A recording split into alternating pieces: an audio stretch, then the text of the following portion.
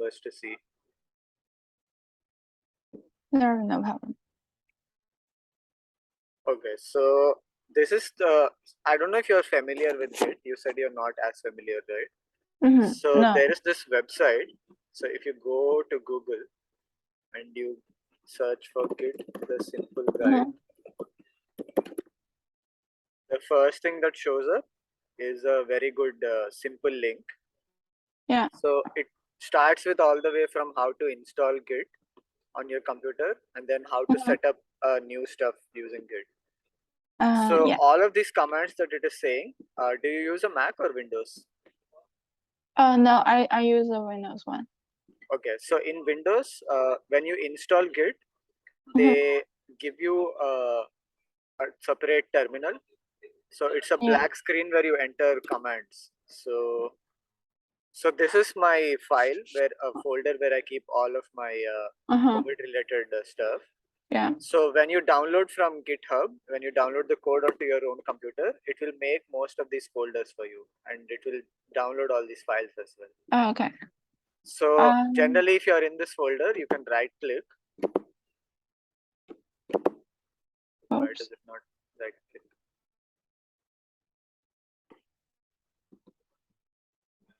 So you can right click anywhere and go to this option called Git Bash here. Oh, cool. So if you go there, then it will, so this is the black screen where you type commands. So you can open this and you can open this on the side, and then you can see the commands and you can type. Cool. So you can do all this to set up the Git if you're doing like a new project. But for the current project, we already have a Git repository. So this repository is stored online on this GitHub website. So if you go to this URL, it's in www-cov2 project. I think you already have access to this. Yeah. So all the files that are showing up here, they will come to your computer when you do this command. So you're doing a git clone, and you put the whole URL. So did you do this already? I have a question. So I have already downloaded them from the GitHub. But when I right click, I didn't see the Git bash. So before you see the Git bash, you need to do this. Did you download the Git for Windows? I think so. I already have downloaded the, so I can find the Git bash from my search, Windows search area, but I cannot find it if I right click the. So maybe there's some extra option while installing that you might have missed. Okay. So we can troubleshoot this later if you Google search about this. Yeah. There should be a way to add an option to make this work. Okay. Yeah, so you can do this git clone, and you will get the whole repository onto your computer. Okay. And so once you have that, whenever you type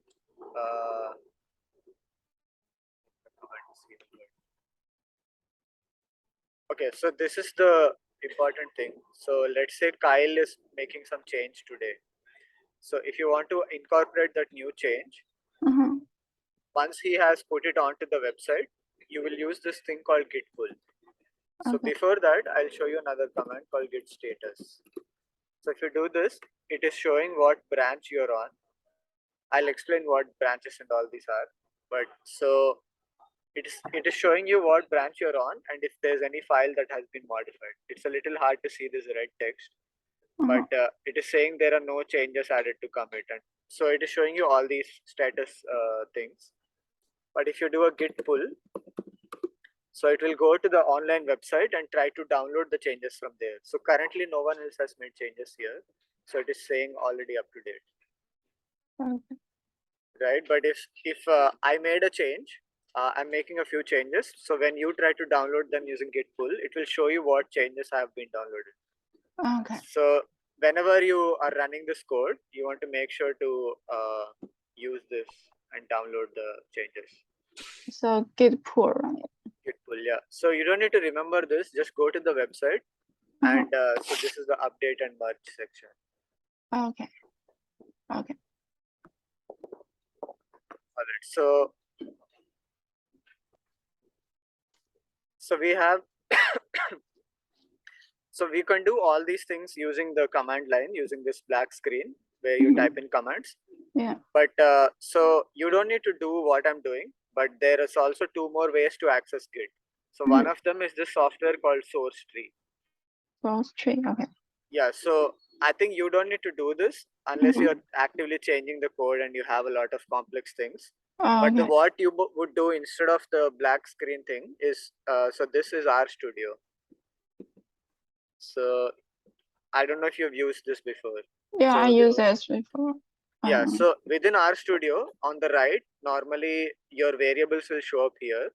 But if you click on this tab called Git, you actually need to set up Rstudio to work with this. So one of the documents I sent you, it had one reference for setting up Git with Rstudio.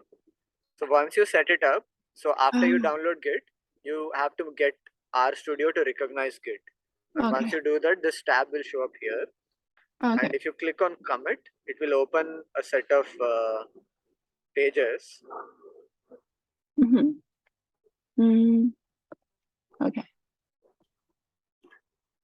Yeah, so here there are options. Trying to move the screen control.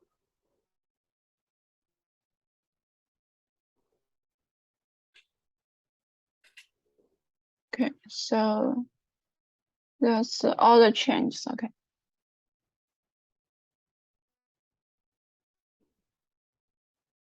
Yeah, so this will show you all the changes that have been made. So if you're making any changes, most likely it will be in a code file.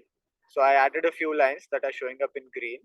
Any lines that you remove will show up in red. Okay. So once you have this changes that you made, you click here and you will write a message. So these are changes I made previously. So I will say I generally like to write the name of the function that I made the changes in, so that way it's easy to search and locate in the future.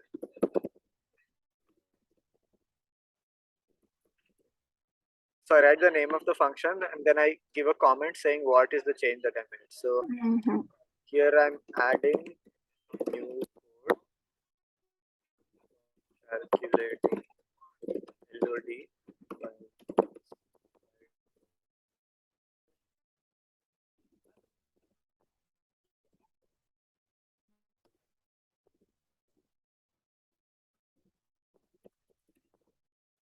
Okay, so I write like a long command, and if there's any more minor things that I need to comment on, like I put like a thing saying minor and another minor change. So I do this, and then once you do that, you commit. Okay. So I think this is easier to keep track of if you don't know command line tools, but you could do the same thing using the commands that I mentioned here. So if you go to the black screen, there's a thing that says git add. So you would add and use this file name. So the file that was there previously, and you will use git commit -m and you will write the same text that I typed out there. I see. Okay. So once you do that, you need to push the changes onto the website. So currently the changes are only on my computer. So if I want to push to the website, here there's a button. So you can just click on that and it will do the push for you. Okay, I see. And once it pushed, it gives you some command, some message saying, look, so this thing to that, something like that. So then you know it's also showing you the website that it's pushing to. Okay. So then you're done with that. So you can close those changes. There's also more things that I don't want to commit them onto this branch. So I'm not doing this right now. So this will just stay like that. It's not incorporated into Git yet, these new changes. Okay. It's a different file. All right. So the same thing if you do with the black screen, you would type out this command, git push, and you would have origin that can remain the same. Instead of master, you will put the name of the branch.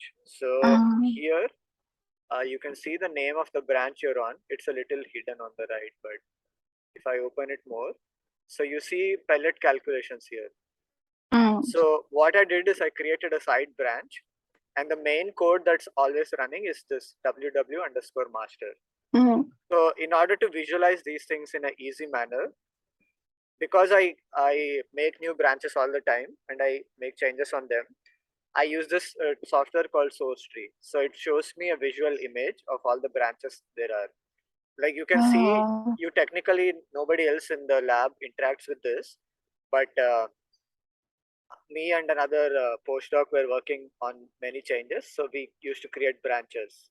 So for any new thing that we need to do, so we create a branch. So that way, the main code that is used for analysis every week is not affected. If you make any mistakes in the branch, you can decide that they work. You can test them out before putting them onto the main thing. So that way, the daily analysis is not affected. I see. So for the monkeypox, you sent me a sheet, right? And the sheet has a calculation for copies per gram of dry weight. Yeah. So in this tool, so I created another branch that's called pellet calculations. And within this, I summarize the changes that I made. So you can see here. So this is the file name that I'm making changes to, and it shows up here as well. So within this file, it shows what are the things that I changed. So red is things removed, green is things that I added. Okay. So I'm bringing in pellets data from the separate sheet that was created. So that's this command. And once I bring it, I incorporate it into the regular data. And then I have this formula where I am calculating the copies per gram of pellet. Okay. Yeah, so if you want to see the whole format, you can, so the same formula that you mentioned on Slack that day, I incorporated it here. Okay. But technically, Kyle is not using this currently. So when I want to make this change, I will, so I go to the function where the changes are being made. So, so when I write the code, what I do is I make sections. So if you make a comment with the hash symbol, it becomes green colored. Everything that's not green like this is a regular code. So black and blue is some special commands. And all the strings comes in light green. But this is a different shade of green. So if you put a comment, so the comment will not affect the code at all. But if you add 4 dashes to it, it becomes a section in the code. So this makes it easy to navigate from up and down. So let's just do Control Z. So if you change the code, adding anything, this thing becomes red colored. And it has a star. So until you save it, these changes are not saved. So the thing is, you have to save it on R first, and then you have to go here, and the change shows up on the right, and then you have to save it onto Git, and then you have to push it onto the GitHub website.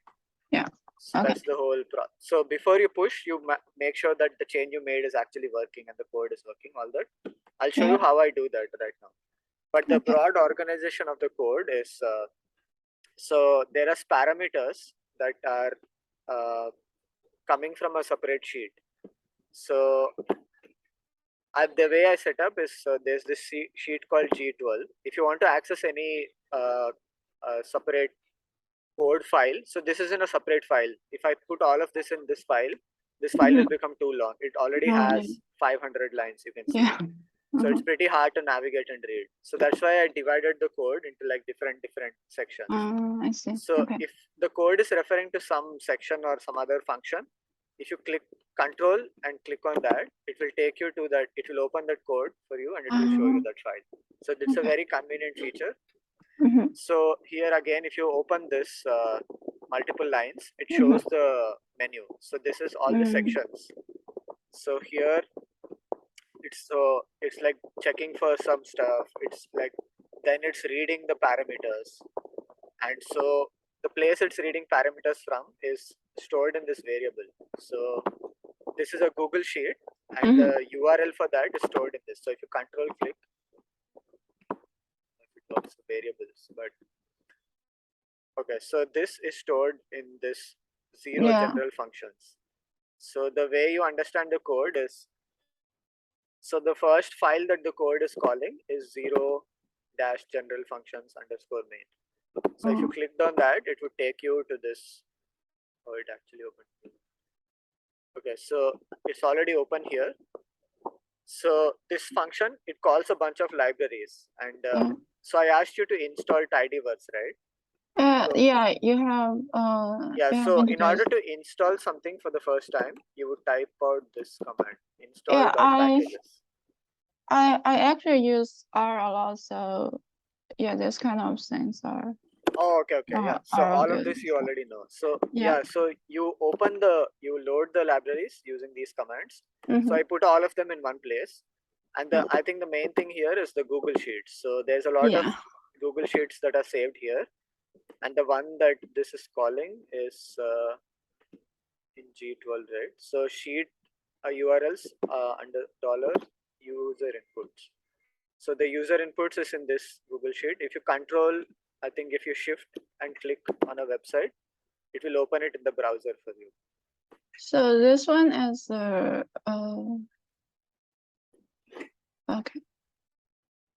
Okay, so this is opening a sheet where each analysis data set is in one sheet here.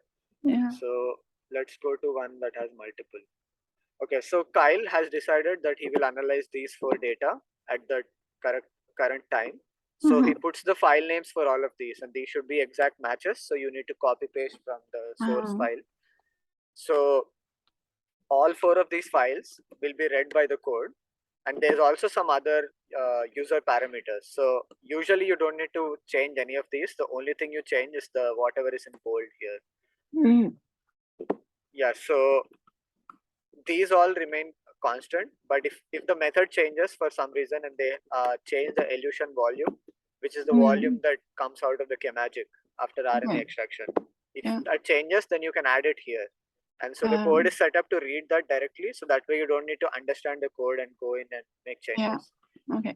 So there's a few things that, so all these yellow things are old and they are not relevant anymore. And even the blue thing I recently added, but it's not relevant anymore. So I'm going to either hide these or do something else, or you can just ignore it. So, and when you run this for the first time, there is no run log. But when you run the code, the last part of the code,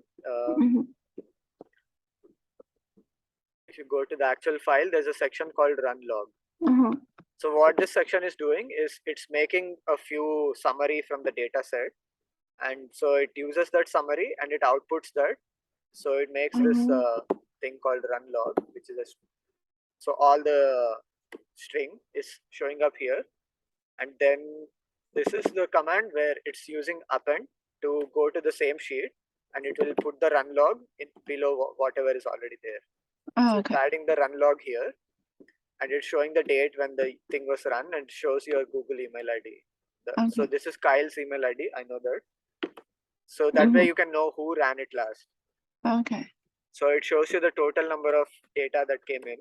How many of them are controls? How many are wastewater? How many are other samples that are non-wastewater? And so it does like a tally just so that these add up to 222. And if there's any missing samples, then it would show up there and this would be false. And this is just checking for contamination. It's showing how many positive droplets are there in NTC. So this is just an easy way to throw up a red flag.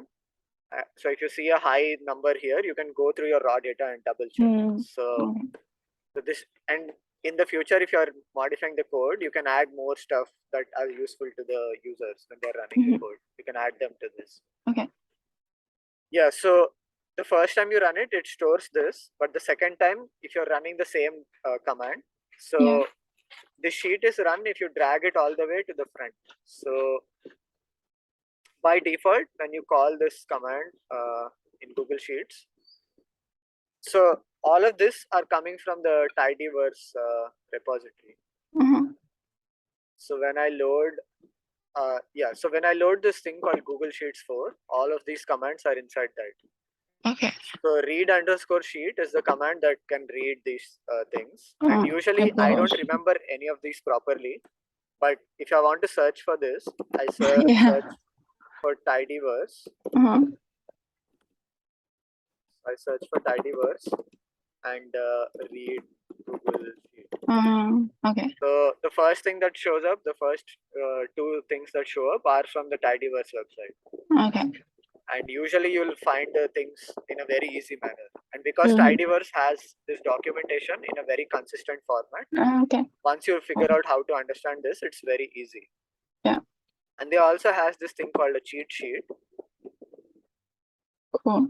So this is a PDF, and this has a summary of all the commands that are in this package. Okay, cool.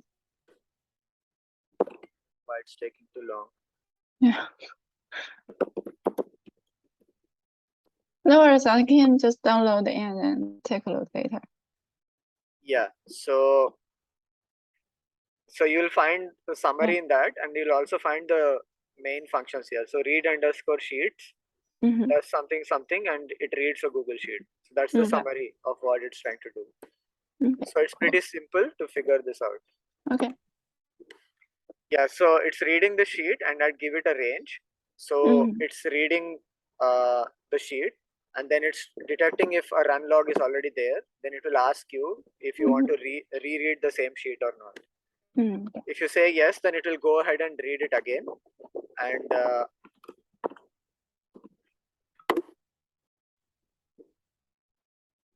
so if you read it a second time, it makes a second run log. So if you're doing any troubleshooting or any weird stuff, then you would run it multiple times. So you will notice that the first file here has only one run log, but this other one, I think Kyle is practicing something on it, so it has multiple run logs. This is from the Stadler Lab computer, so it has a different username. Okay. So that's the whole summary of this reading sheet. So it's reading all of these user inputs, and it's making them as variables inside R. So if I run the first command, it will open the first sheet by default. Actually, let me pull this experimental one here, because it has pellet samples from the monkeypox, and the branch that I'm on is some modifications I'm making to the monkeypox stuff. Okay. So actually, I will bring this to the first position here. So this will be the sheet that will be read. And if I want to run the whole program, you can click on this and just save. Or if you want a more direct method, there's a thing here on the right called source. Yeah. So if you source the script, the whole thing will run. But if you want to do some troubleshooting or something step by step, you can go on a line and say Control Enter, and it will copy paste here in the bottom and start running it. Okay. Yeah, I guess you already know this part because you use Rstudio a lot. Yeah. Yeah, so you run the first part, and then you run this second thing.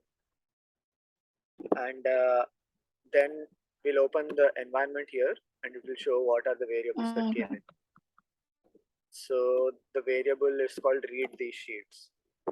Oh, so it's asking me, the sheet has already been read. Do you want to write another log? So I'll say yes. Only then it will read it. Okay. So in the future, if you want to set up commands like these, then the option to do that is called,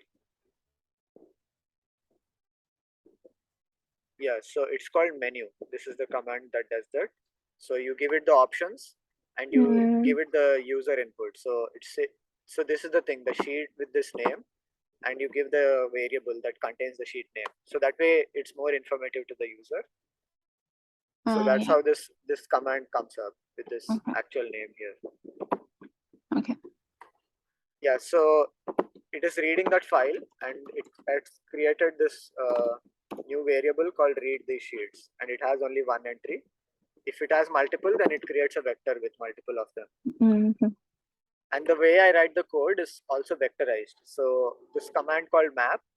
So if you want to see a glance of what a function does, if you type it, then a menu shows up, and on the right there's a small thing here. So the map function applies to a vector, and it applies to each element on the vector, and it combines the output. I don't know if you're familiar with this, but this is one of the main functions in tidyverse. Okay. So if you're unsure that whether there'll be one input or there'll be 3, 4, you always write it as a vector. So that way, how many ever there are, it will run on all of them. So if you want to read multiple sheets, it will read them on all, and you don't need to write one after another, multiple commands. Okay. So if you're making I'm telling you these extra details because if you're making any changes, you want to make sure that you write a vectorized function. Okay. So the map, what it does, it takes the vector and it runs a function on it on each element of the vector. So if you were writing this usually, the way you would write is you would write this function called process underscore. Oh, this function is not loaded yet. Okay, so I guess that function is loaded through this script, which we haven't run yet. So if we source this script, so then this function shows up and you would just give it the name like this. So this is how you usually write a function. But if you're vectorizing it, then you would use it in this map format. Okay, so let's do that. It will open up the data. So the data is loaded in. And okay, so from the future commands, I'll go through very quickly. So it's inputting the data, and what it does is it transforms a few variable names here and there. And so those are all these commands. So in tidyverse, this package is called dplyr.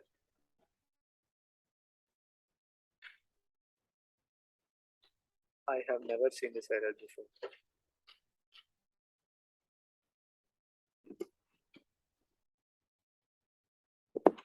Maybe just retrying it might work.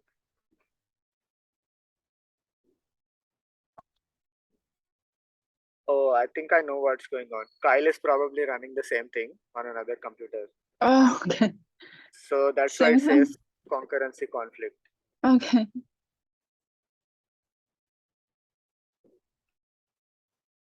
Okay, so maybe I'll stop this so Kyle doesn't get scared. Yeah. So if you want to stop, there's a button here that's in red color. You can just stop code like that. So it takes in the data and then, so there's a lot of verbs here. So rename, mutate, things like that, unite. So whatever they do is like, if you just go to the tidyverse, you'll figure it out. So go to the dplyr cheat sheet, all of them are at a glance. So you can find out easily. Okay. So it brings the data, modifies it, and here it loads the metadata. So this is the second section, fourth section.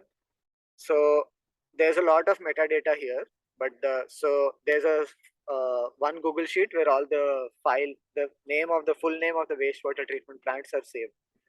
So it gets that in the second part. In the first part, it gets the volume data, and that's in a different sheet called sample registry. Okay. So it brings the volume and many other variables, but it also has each name of the sample. So treatment plant and replicate number and week name, all of that. So, I mean, there's a lot of details here. So it's just bringing all the data and then it attaches all the metadata to the actual data, which is what we got in the first step, which is the input data. Yeah. So the way it attaches it using this command called left join. So, and this is also the way tidyverse works is so you take this data and you do some action on it and you do another action on it. So the way it works is you write this and the input to the second line would be whatever is the output of the first line. Okay. So this is called chaining. So you're chaining multiple functions together and it makes it easy to read. So we join the volume data and then we also join some other data and we join the lookup table which has the full names. So there's a lot of things going on here. And this is the new thing that's only in this branch. It's not in the branch that Kyle is running currently. So this is, I made a switch for if pellets are present, then there's a command here that, it goes to each name of the sample within the data set and it's detecting for the small p that's in the beginning. Okay. Yeah. And if it sees that, it will say that pellets are present. So I've set up this way, but if somebody names another sample, there's like a different treatment plant that starts with P, but for some reason they named it with a small p instead of capital. This code will not work properly in that case. So since you're the only person who knows R at this point, yeah, it's good that you can go through the code and you can figure out where the code is stopping and what you need to change to make that work. Okay, so this is the metadata attachment, and if pellets are present, it also brings in that other sheet which has the weights and it attaches the weights here. One quick question. The left join sorry, if you go to the code, and then there is a left join there, and just that one. So how did that joined? Because there is no matching ID or something like that. How does this work? Okay, yeah. So for some of the join commands, you can see there's a by. So it is joining based on these two vectors. So if it matches exactly, then it combines those two rows together. If you don't mention anything, it automatically matches whatever has the exact same name. Okay. That's easy. So it's pretty straightforward. If you have a vector called, I also load a dummy vector just to show people how things are working. Okay. So it has 4 columns, A1, A2, A3, A4. So let's make another vector called B. This is not a vector, it's a data frame, but it's called a tibble. So this is a tidyverse specific data frame. So let's make another vector called, let's say 1, 2, 3. And I'll label another column called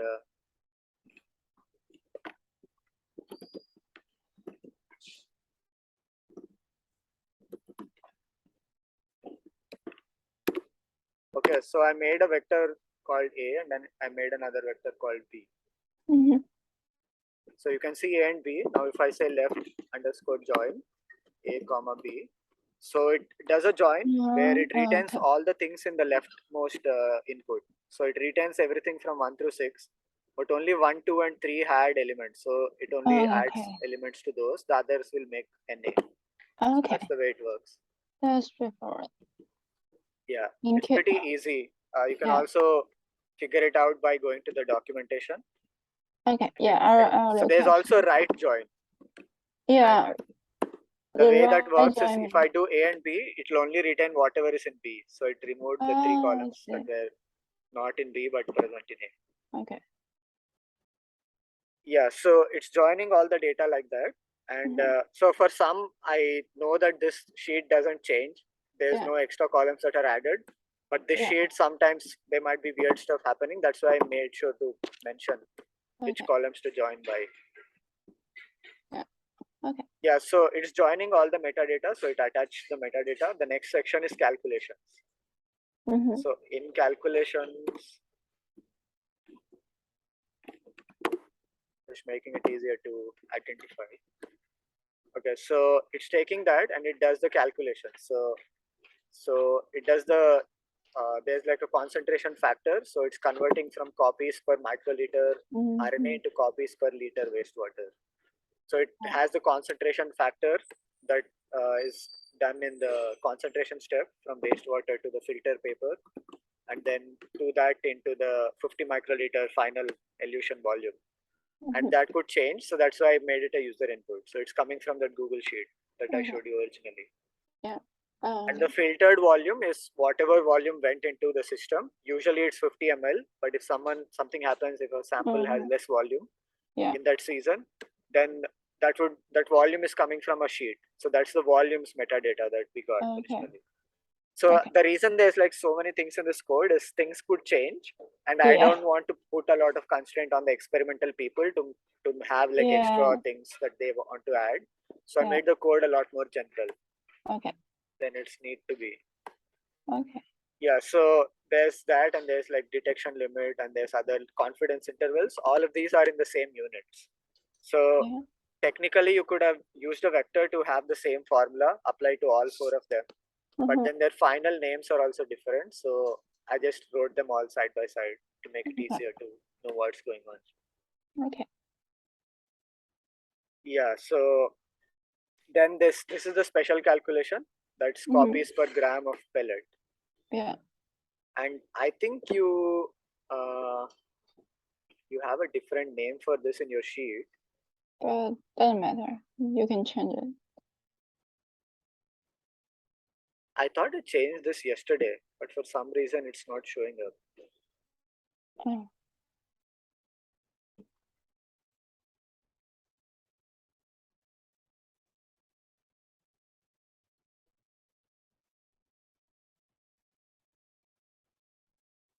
Yeah, I think I changed it in a completely separate branch. Okay, yeah, I changed it here. Copies per gram DW. Oh yeah, that's what I used before. Yeah, so I was considering if I want to enter the full name for dry weight. So actually the best way to do this is, instead of changing here, you search for this by selecting and do Control F, so it comes on the top. And here you replace add the same thing, but replace it with copies per gram DW, right? Yeah, if you want to use the full name, that's fine. Yeah, but I think the health department people, so the data analysis folks, they are already coded to work with that. Oh, okay. So I think if it's easy to understand, it's good enough to do this one. Okay. All right. So this variable can occur in multiple places, so that's why you replace it in all. So you know there are two. So that way you don't need to search manually in the code to figure out where they are. Okay. But if you want to search, you can just Control F and you can say next, and it will show you. Okay, so it's creating all of these values, and so this is the formula that you gave me. And so the next step is, there is some extra stuff which is not really relevant. It's so we used to spike in a known concentration of another virus, and we used to use the data to see how much we are losing in the whole concentration process. But I think recently we are not doing that. But if you're doing that, then there's another sheet that stores like the ID of the virus stock that was spiked in. Okay. And we separately quantify the stock and we store it in a completely different sheet. So like there's a lot of things going on here. I was considering deleting this whole section or putting it in another place. But I thought, okay, if it's not causing an issue right now, there's no point in making the code. So that's why I created another branch for this. So it's like on my mind. So it will be on a future thing. So it's called spiking switch streamline.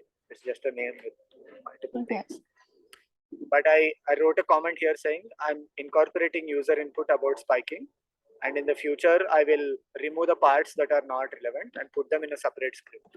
Okay. And so I'll use like a command like this, where I'll say if the spiking is present, only then do the commands here. So that way the code becomes shorter and easier to read. All right. So the next part is just, so once you do the calculation, the next step is to change the column names according to what the health department wants. Okay. So I do things like that. And I also order them properly. So the select command, it will select which columns you need in your data. Okay. And so if you select multiple columns, technically all of them will be in your data, but you can arrange their order. So it will, first column will be facility, then it will be that, like that. Okay. So I just like listed all the columns here. One issue with that is I have an if command in calculating this column. So if this condition is not true, then this, yeah, let's go to here. So if this condition is not true, then this column will never be created. Okay. So in the next step, when it's selecting these columns, if the column doesn't exist, it will throw an error. Okay. So that's why instead of directly calling the column, I write this command called any of, and I make this a string. So if this is present, it will take it. If not, it will ignore it. Okay. Yeah. So yeah, this is all the special things. I think if you spend like a week or two working with the code and doing the Google search, you'll figure out all of these nuances. Also, there's like many variables that are written directly. Some of them are written with this colon. And that's because there was some case where there was some plus or divided by kind of symbols here. So that's why R throws up an error, because that's thought of as a formula. Okay. So if I write P, yeah, I think you know this part, but R usually uses, if you write column names and do plus or minus divided by, it acts on them as formulas. So if you have a variable name which already has a divided by, so here you can observe that there's copies per microliter RNA, right? Originally, I wrote that column name as this, copies by microliter RNA. So if you write it this way, R has a problem with it. So you have to put these colon things to remove that issue. Yeah. Yeah, so it's selecting all these columns, and then it's there's again another if command, This is also an old stuff. We are not doing this anymore. Okay. And so the next part is just like it's checking for missing values, and then it has some user input. It says these things are missing. If you want to proceed, click yes, so otherwise click no, like that. Okay. Yeah, so there's like proceed with errors, otherwise it will stop. Yeah, so then it's just the data output. So for the health department, I remove some of the controls which we put on our own data. So it has multiple outputs going from it. So first thing is the health data output, which has a filter step. So it filters only the things that are wastewater. So it includes the no template control, but it removes the DI and other blanks and anything else that you might include. So it removes all of those, and then this is the command that checks if the sheet already exists, and then if it exists, it will ask you if you want to overwrite it. If you say yes, then it will remove that and put the new data. Okay. And then resident. Okay. Yeah, so then there's just like another subset of samples called manhole data. So if those are present, then it will go to another sheet. It will go to another sheet and it will write manhole samples there. Okay. And then this is just the tally to see how many samples came in, how many went out. Okay. Yeah, so then the next step is the run log, which I already explained. Yeah. And then there's another step which you probably don't need to bother about right now, but there's a command that actually plots the summary of all the data that's going in. And this is using R Markdown. Are you familiar with this? No, I'm not familiar with this. R Markdown. I think if you plan to use R extensively in the future, this is a good thing to learn. Let me control click. Okay, so it opens. So with R Markdown, you can make it output a HTML or a PDF or a Word document, anything like that. So here the output is a HTML document. And so all the variable names are already saved in the code. So when the code calls this function, everything above it, all the 440 lines above it are already seen by this code. So here I just go to the data files and I say pull this out and make a graph for me. And I have a lot of complicated things in the graph making also, and so this is in a separate function. So if you control click, open that, so this is another script, and it has multiple functions probably. Okay. No, it has only one function. Okay, so this is the function. So it takes your data and it makes the ggplot command here. There's like somewhere down the line there's a ggplot command, but this function is supposed to work with a general data set. So that's why when you have like variable names and all that, you enclose them in double brackets, and this is a function, and the input to this function is x variable. Okay. So x variable is this is the default value, but if you want to change it, when you call this, you give it another x variable here. Okay. So this is the x-axis in the ggplot, and this is the y-axis in the ggplot. And if you want to relabel the things, there's x label, y label. So this is like a very complicated general function, but this is called by the R Markdown, and wherever I put this command, that graph will show up. So there's a bunch of graphs here. So there's like, so graphs for the samples, graphs for the controls, only controls in NTCs, and there's like a bunch of other graphs. Okay. And I think recently nobody really uses this data. But in case you want to set up some graph for Lauren that she wants to see every week, you can include it in that output. Okay. The output for that goes in this qPCR analysis, and this is the HTML document. Okay. And if you open that in the browser, it shows a lot of preliminary plots. Okay. Yeah, so it's also ordering them in ascending order. So you can see which is the topmost treatment plant for this week. You can see all of these. Oh, cool. Yeah. Okay. Yeah, so there's a bunch of data there. And so I think you might be able to make use of this and include, if we are doing monkeypox, you can also include two graphs, one with divided by the dry mass and one divided by the volume, and you can compare them side by side. You can include all of those in this graph if you want to. Yeah. So for a certain sections, if you don't know if that section will be present or not all the time, so there's a command here called if. So only if this thing is present, then the next command will be run. Like that. So there's ways to set up so that the code doesn't break if the monkeypox is not present, but the code, that particular section will run only if monkeypox is present. Okay. But yeah, it will take a bit of practice for you to actually get that level and start making the codes. Okay. Okay, so and the last thing is it outputs all the data, including the controls, and that is output in a different file. And so for some, I think for Camille, there's a problem with writing to Google Sheets. So I output a CSV file that is stored on your own computer, and I output a Google Sheet that anyone else can access. So the idea is that if I am running the script, but then you want to see the data, if it's only on my own computer, it's not very easy to access it. Yeah. So that's why I save a CSV file in case the next part fails, but I also output the Google Sheet. Yeah, and this is the sheet, weekly data to the health department. So for the manhole samples, there's a separate output, and for the other samples, there's this output. So you will just take these and email these files directly. You don't need to like download from the Google Sheet again. Cool. Okay. All right, so this is the whole work through of the code, what it's doing. Yeah, and so that's... Yeah, go ahead. So basically, we just need to run the calculation script, and all the others are attached to this one, right? Yeah, so you don't need to change the script or anything. For every new week's data set, all you need is to add new stuff here, and then just go here. Make sure that the new stuff that you want to run is the first thing in this position. Yeah. Okay. And also the name that you're naming this sheet, so that becomes the name of the output files that come out. Okay. So I think this sheet has already been run before, maybe not by me, but 0919. So you see the name that's appearing here. So this name is actually taken from here.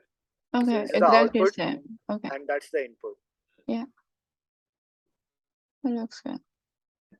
Yeah, and so the way the code is organized is, so this is the folder, and it has the main functions on the outside. So 0 is the one that's the prerequisite. It loads all the libraries and Google Sheets. 1 is something you will not really call by yourself, but the 1 is called by the to script. So yeah. So this thing runs each sheet at a time, and the to script, it combines all of those sheets.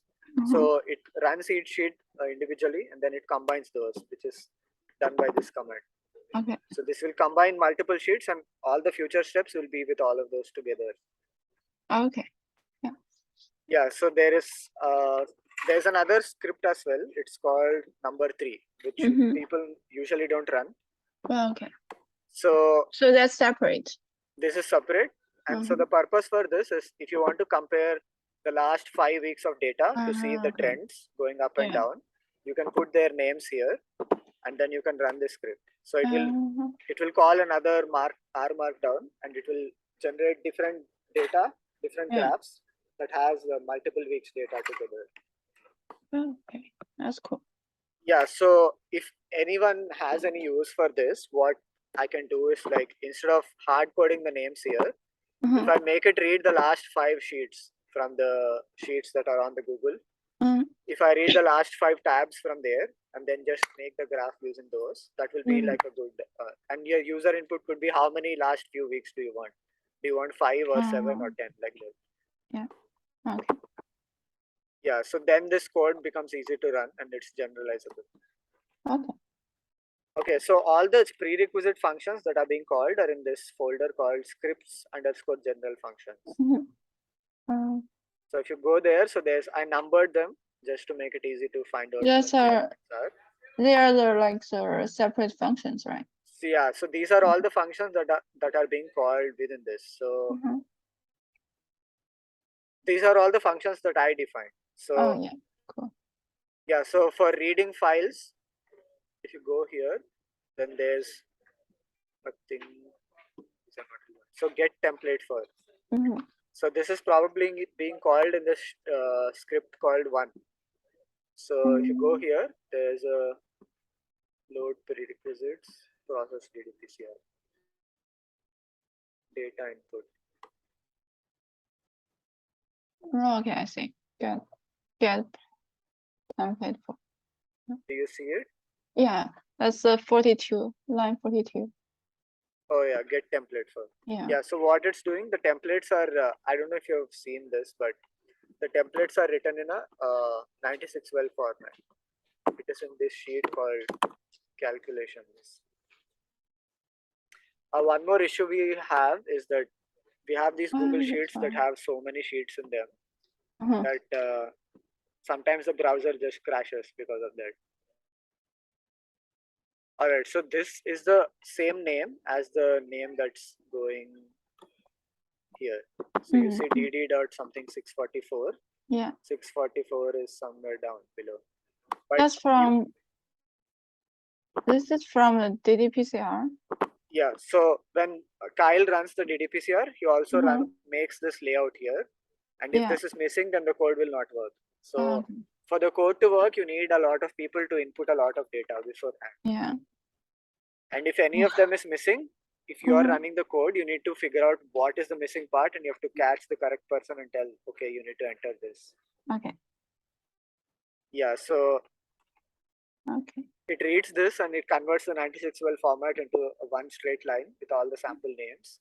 Yeah. And then it matches the names to the well. So because the DDPCR output has A1, B1, A2, B2 like that. So it creates that and it matches to those. Okay. So all of those are very complicated functions and those are embedded inside this. So when I do get template for, it does all of that parts here. Wow. That's a lot of work. Yeah, it's been quite a bit of work. Yeah. Yeah, so there's a lot of G functions here. All of these are doing separate steps. Okay, I will take a look at this and then see if I can figure out what's going on. Yeah. Okay. All right, so I think the last thing is the GitHub organization. So I showed you these branching structures, right? Yeah. So the blue one is the default branch in which Kyle is, no, not blue, the purple is the default branch. The red ones? The red one, yeah. So this is what Kyle is running currently. And I assume he would have finished running it, so we can try again.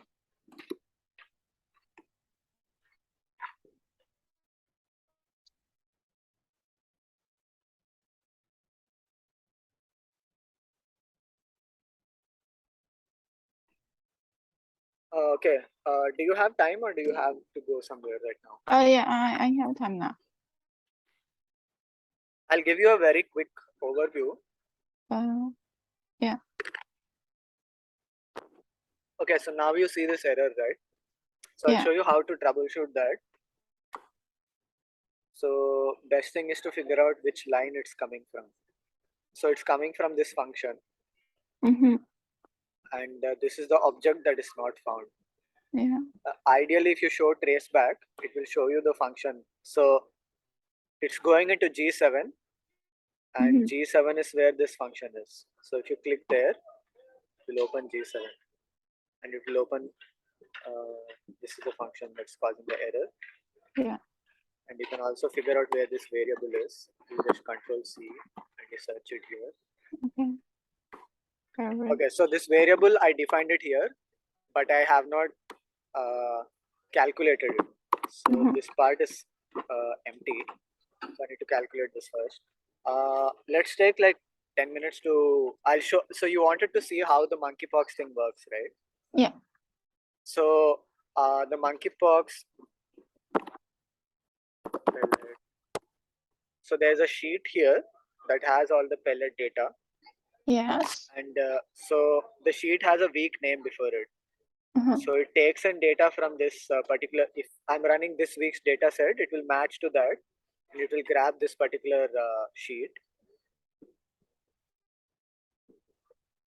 Is this a new one that looks like Yeah, so I think they hid all the old data. Oh, okay. This is the new one they have.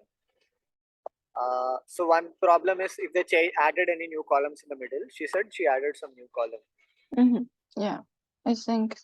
Yeah, so there are two different centrifuged columns. So maybe that might throw out the code.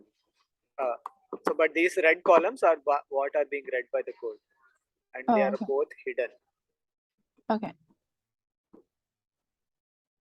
Okay, so this dry mass fraction and the pellet, whatever.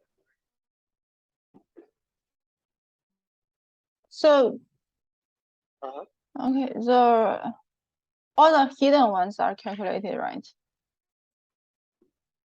All the hidden ones are being used. Yeah. So when the code reads the sheet, it doesn't matter whether it's hidden or not. Okay. Okay, so I'll explain where I made this change from. And okay, so I added this new section here, two of them actually. So one is calculating the week name. Yeah.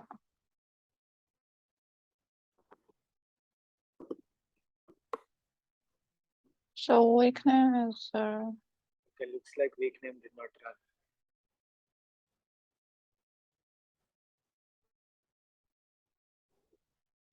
Oh, I think this step has a lot of dependencies in other steps, so that's why it was not able to run. But okay, I'll explain the thing that I'm trying to do currently, and I will show you how I make the change and how I do the commit and how I push it to the GitHub cloud. Okay. Cool. Okay, so we have a calculation for limit of detection, and so let's see what is your main project. Does it involve the COVID stuff only, or are you doing something else as well?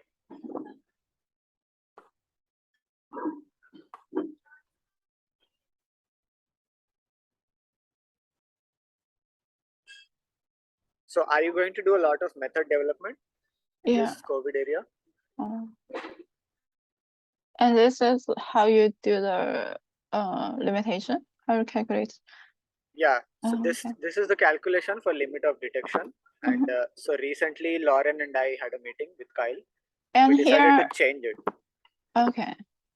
Okay, so this is the timeline I put. So this is the new feature that's being added. So that's why I have a new branch for it. Okay, so limit of detection. So this is the formula that we decided on. So if the blank samples have any droplets showing up in them, we add them to the minimum, which is 3. Okay. And so this will be the limit of detection in the droplets units. But if you want to convert it to the copies per microliter RNA, there's a formula for that. And I wrote all the details here. So the way you calculate that is you take the copies and you divide it by the volume. Right? So the volume of template is estimated based on the volume of each droplet and the total number of droplets, and then the fraction of the volume, that is the template. So there's like the template and there's the rest of the PCR reagents. Yeah. So the fraction is 10 by 22. And so you incorporate all of that and you come up with this formula. Okay. And so what I'm doing is I'm getting R to apply this formula right now. So first we calculate the LOD droplet, and we do that by doing 3 plus the mean of all the negative samples, the negative controls. And the second step is to apply that formula, for which we need the 1 by n. So this 1 by n is the total number of droplets within the whole plate. Okay. So for that I need to average all the droplets for all the samples within this plate. So this function has a FL, that's the input that's coming in. So in order to know what that is, it's called from complete LOD table. That is what is calling append LOD. So you trace back the path of all these functions. And so most likely that's being called by this. This is where the error came from process ddPCR. The process ddPCR is a function, or? Yeah, so process ddPCR is a function that's written here. And this is in 1- processing. Yeah. So because this is a part of a map command, it's not opening that with the shortcut. That's why I opened it on the side. Okay, so here there's a thing called FL. most likely it's the same variable that's going into the function, because there's a thing where append LOD information. Okay, so the polished results are what are going into this as an input. And so the best way to troubleshoot this is, in the future, if you don't know what's going on, you actually put a breakpoint here. Have you used breakpoints before? What breakpoints? Breakpoint, no. Yeah. So I'll actually give you a small tour. Then it might be useful in the future as well. Okay, so this is where the error is coming from. If we navigate here, it's coming from line 89 of G7. So you can go to line 89 of G7. Okay, no, yeah. Oh no, actually line 89 is calling append LOD info. Okay, so the error is coming from this thing not found, right? So you go to the step where this that variable is being called. So the easiest way is you go there. Okay, so you put a red dot here. If you click next to the line number on the left, it makes a breakpoint. It will be activated when the file is sourced. So you want to source this file. So source on save, if you check that box and you just save, it will source automatically. And the red circle, it becomes bright. Before that, it was a hollow thing. So now what happens is, if you run the same script again, it will stop right before the breakpoint. So that way the error doesn't come. And when it stops, you will be inside of this function. So you can explore all the variables inside this function. Does that make sense? Yeah, let me see. Yeah, so this function has this variables called fl and tar. Yeah. But if I'm running it from outside, if I'm trying to modify it, I don't know what this variables are until you call the function, right? Yeah. So right now we calling the function and it is giving an error. So we want to find out what the error is. Okay. So at this stage, because the error is saying this variable is not found, so it is in called browse to mode. Previously there was just like a one single arrow, right? Here it's called browse one, browse two. So if you look for this variable, it's saying this variable is not found. Yeah. If you look for the line above it, LOD droplets, this is found, right? Yeah. So this is 3.5. So this step is running, line 120 is running, line 26 is not running. So what is missing is this. And this should be calculated. Okay, so whenever I'm adding stuff, this is not a part of the debugger right now, because this hasn't read that line yet. So that's why it's giving an extra error. So you just go to this thing, and here what we want is the 1 by n. Let me pull up the formula. Okay, so we have this and we have that number and we want to divide by n, but n varies for each well in the sample. So because I'm calculating one single limit of detection for the whole plate, I want an average of 1 by n. You can average n and divide by that, but it's mathematically incorrect. So that's why what I'm doing is I'm calculating a 1 by n, where n is the total droplet count. So if you want to know how to find the total droplet count, FL is the file that carries the data. So you can see what are the variable names here, and you can type exactly the correct variable name. Okay. So there's positives, negatives, and there's accepted droplets. So this is the total number of droplets. So what you can do is to copy the name from here, or rather, if you start typing it out here, it will come. So you can just take that and you can cut from there. You can say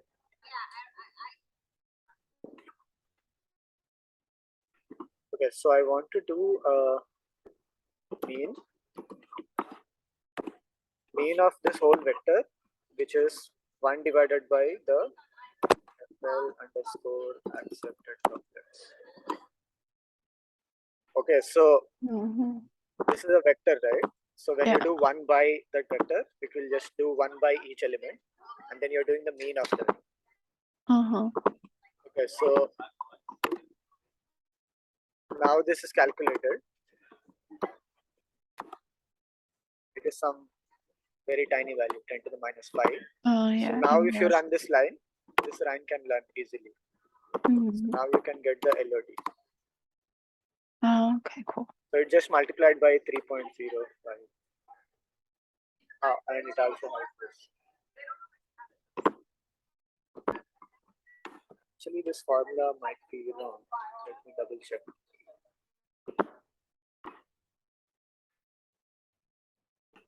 Yeah, I think I need to use this number.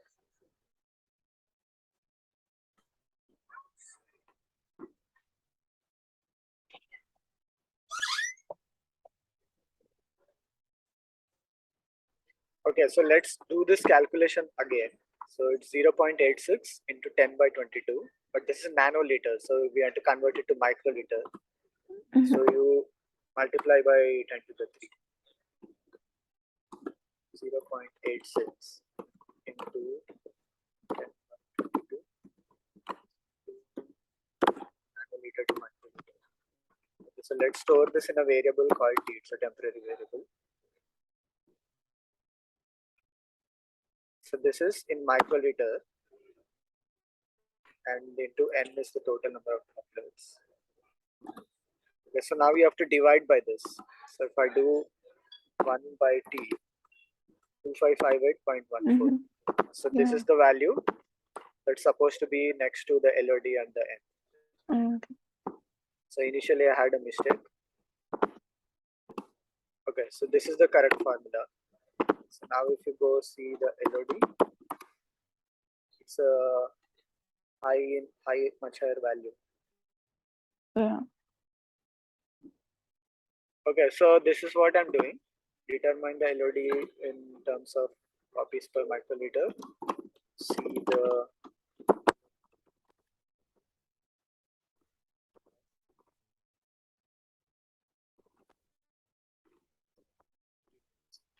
okay, and here I also put a link to the Google Sheet. Oh, cool. So again, you can shift click here and it will but you can shift click and it will open the Google Doc. Okay. So that's nice. for other LOD calculation. Yeah. So if someone wants details and you're looking at the code, then you'll get lost. So that's why we have this. Okay.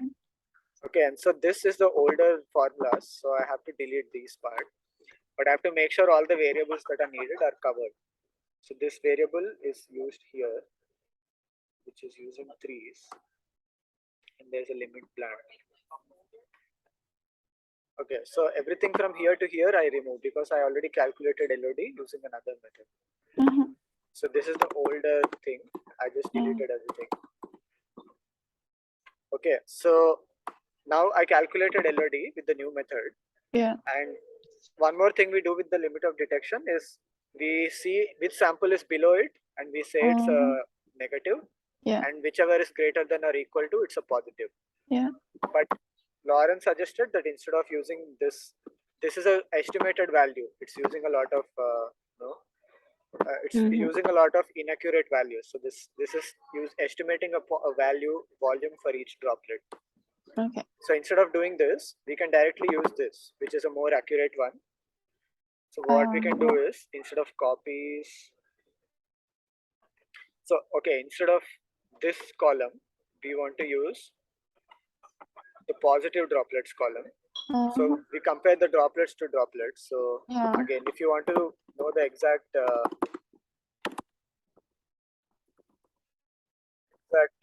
variable name, this is how you can do it, and you can cut from here and paste it there.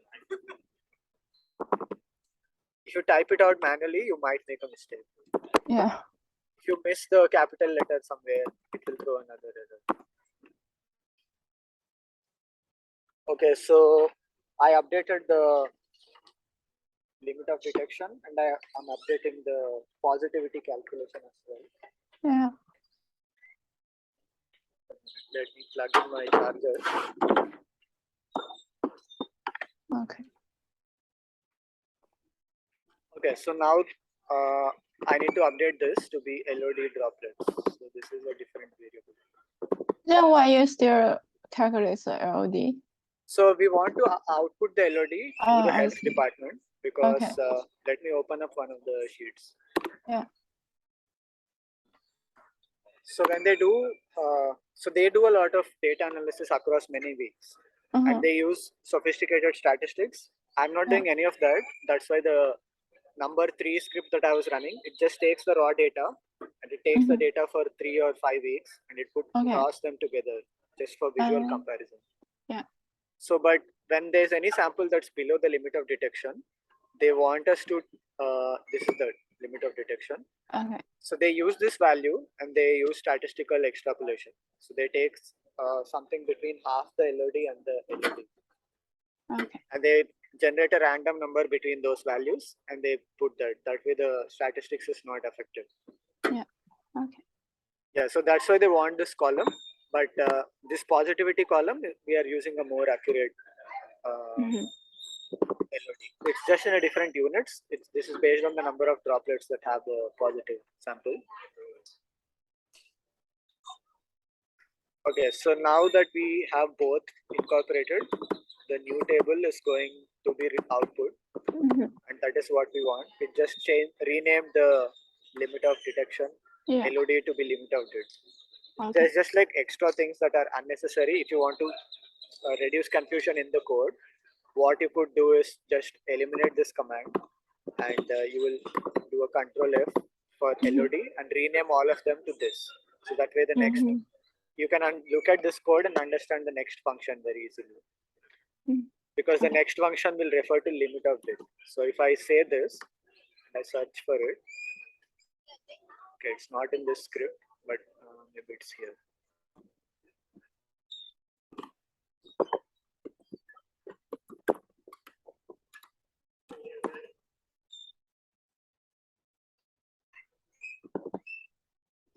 Okay, I don't know. It might be renamed in another place. So now this code is fixed, so it should work. So first thing we should do is we come out of the debugging mode. So here you can only access things that are within this function. So this is why debugger is useful, because we could figure out what is the input for this function and we know the exact column name and all that. Okay, so now we have to go find out where the breakpoint was and we have to remove it, and now you stop the debugging. So you can also have multiple breakpoints, and you can, if you press continue, it will jump from one to the next one. Okay, so now it's back to the normal mode and this thing is gone. So now you can save this and it's also sourcing it. So the updated version is supposed to be run now. So if we go back to, this is the first script that was running. So hopefully now there should be no error.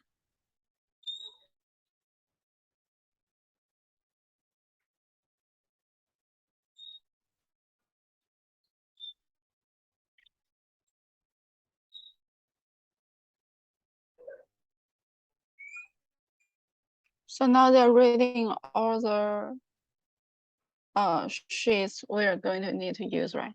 Yeah. Okay. Yeah, so when it's running, it shows you which sheet it is on.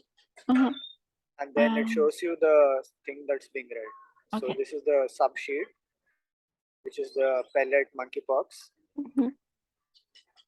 So it's reading the same thing twice. One reason for that is no. Oh, it's just new names. It already exists. Okay, so the first set of analysis, it runs and outputs another intermediate output, and that output we don't usually use, but it's just saving it for future use. So if you go to this function, which is the first function that's being called, there is a data output here. Yeah. So this is an intermediate data. So I'm calling it data dump. So you don't need to bother about this. But that's just if you're doing troubleshooting, that might have been useful. Okay. I guess I should remove all of these in the future to make the code more readable so that there's less dependencies. Okay, so now we ran this Now let's run this. And so here there are two new things that happened, which updated the LOD, which seems to work. We also have the monkeypox thing. So the monkeypox I already incorporated, and now it's going to. This is the test for that. Let's see. Oh yeah. Pellets are present. True. So so that presents. yeah, so they're present, and the way we figure it out is we can open the data set again, and you can see the p bint, p mud, p fair like that. Oh yeah. So these are all the samples that have the pellets, and now we just keep running through these.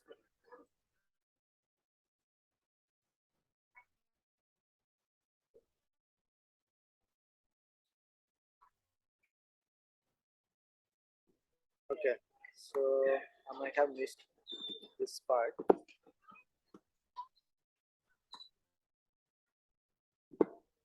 Yeah, I created too many branches, so that's why I'm redoing many of these changes.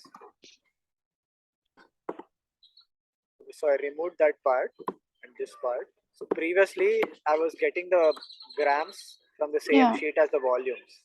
So that's why it is in the volumes loading page. But now I removed it. Okay.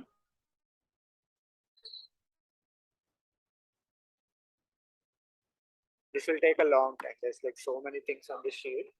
Yeah. I'm also looking for better ways to do this. That way, I think for all the samples from this year are on the same sheet. So this script is reading through all of them, and then it's matching whichever matches to the current week's data names.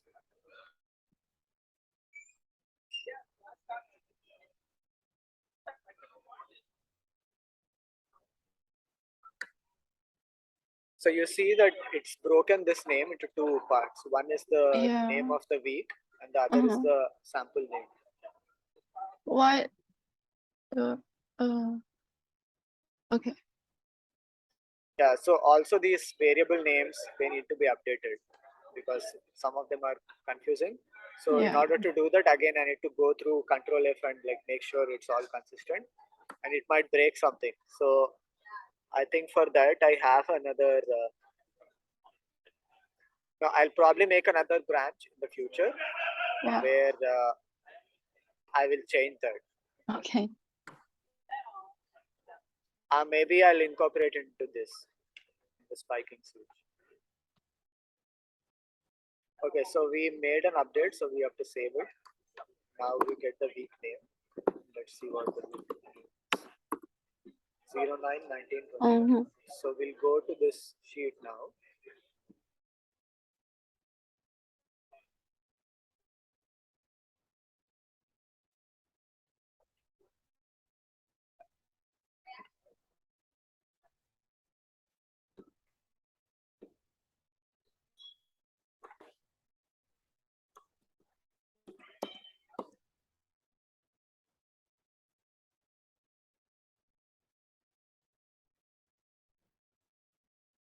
Okay, so we are looking for 09/19/22. This one. Yeah. And so if anyone adds a column here in the middle, it will throw a problem because just to save time, what I'm doing is I'm reading only a few columns, and the other ones it doesn't read. So it reads the second column as a character, and the 3, 4, 5, 6th column as a number. So you can see that this is the second column, it's a character. 6th column is F. Okay, so this has been moved. So this will throw an error.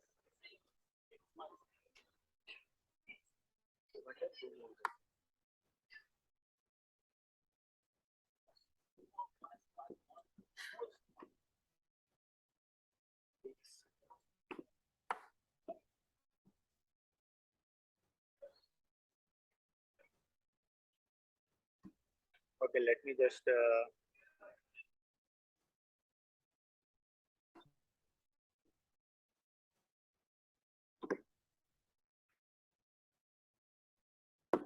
should be in position F.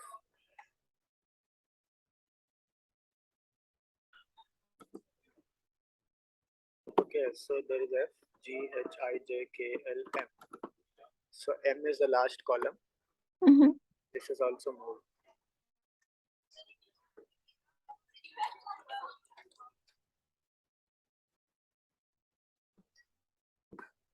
Look at the template again. This.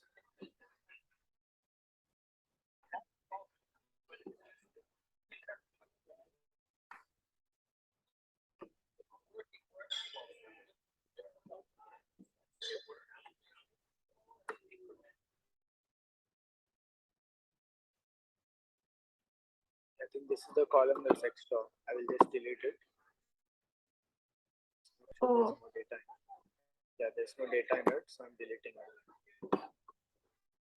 Okay, so now anything to the right is okay. It doesn't matter if we have it up.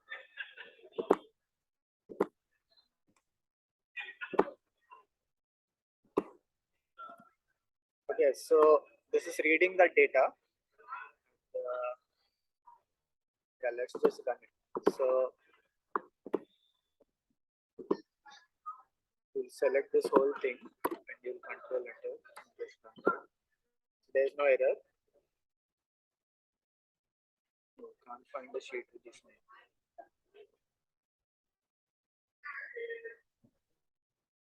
Pellets and weak name. Right? So it's weak name and pellets.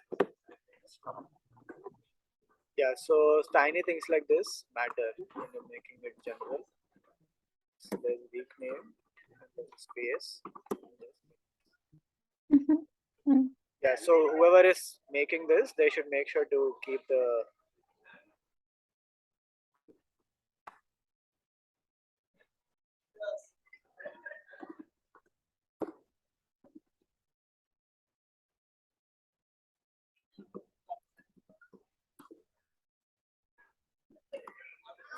this way there'll be no confusion in the future.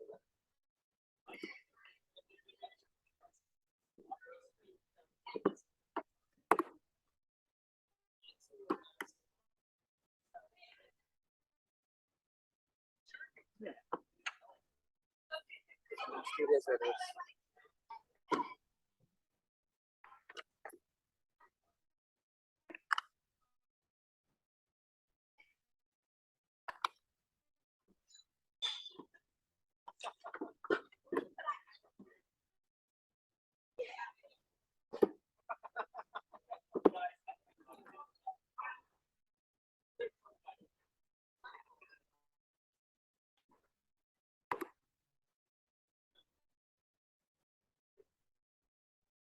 Okay, so now it worked. And then there's another thing that's probably relevant. So the next part is to attach all the metadata. And here again we are attaching the pellet stuff.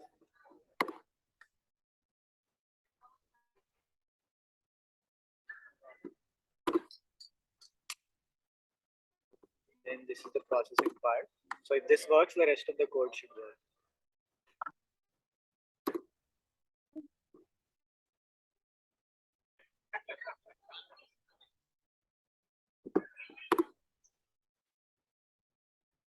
Okay, so I'll just open this one and now we can double check if the data has the dry weight calculation. Okay, so we can see the calculation here. And it's coming only in the pellets. Cool. Yeah.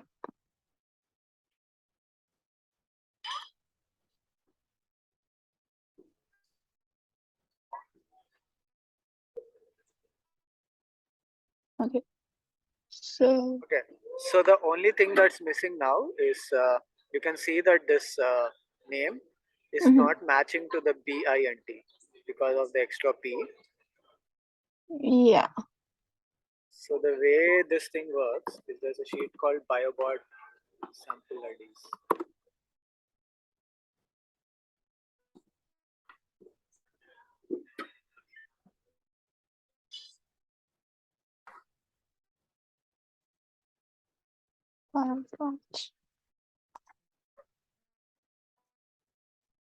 Okay, so this lists the full name next to the abbreviated symbol that we are using. So this is for all the manholes. So it takes this, it removes the space, so it looks for something called STEM. And if it doesn't find that, then so let's see where BINT is. There's BINT, STEM.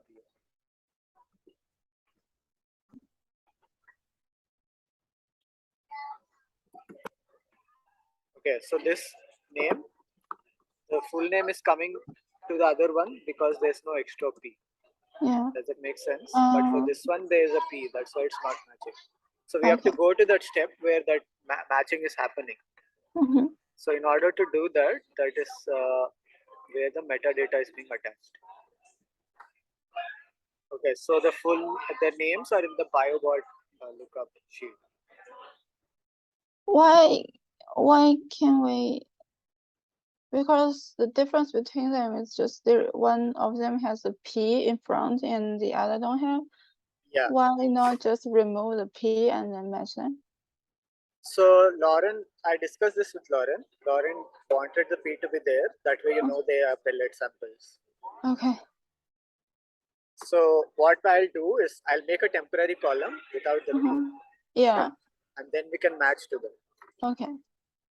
Okay, so the way we do that is, so we go to the step where this thing is being attached, and if you want, just in case, you can open this sheet and do what's in it. Okay. Okay, so this has facility, wastewater treatment plant, and acid. Okay. I don't know what the difference is, but these two are exactly the same.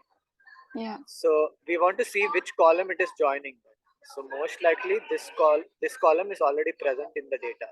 So you have to go to the data that's input to this command. Yeah. And you have to see if it has a column that says assay variable. Yes, it does. Yeah. So this assay variable needs to be an exact match to whatever is here. Only then it will attach. Okay, so what we'll do is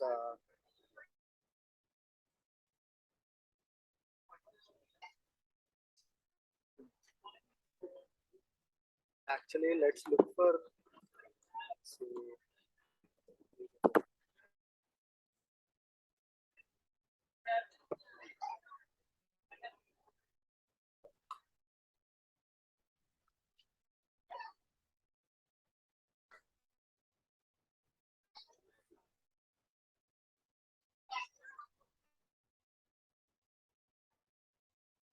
okay, so it seems like this is all a kind of temporary column because it's not being outputted. So here there is no assay variable. Right? So there's facility and wastewater treatment plant. Yeah. And the wastewater treatment plant comes from this sheet. So these two are identical. Yeah. So what we'll do here is we'll treat assay variable as a temporary column. And we'll just modify it directly. So we'll go to the attach metadata. And before this step,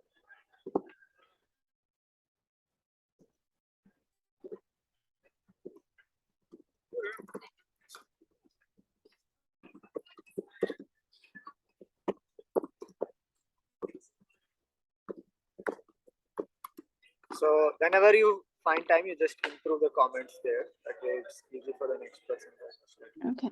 So here we'll do a mutate and we'll say across say.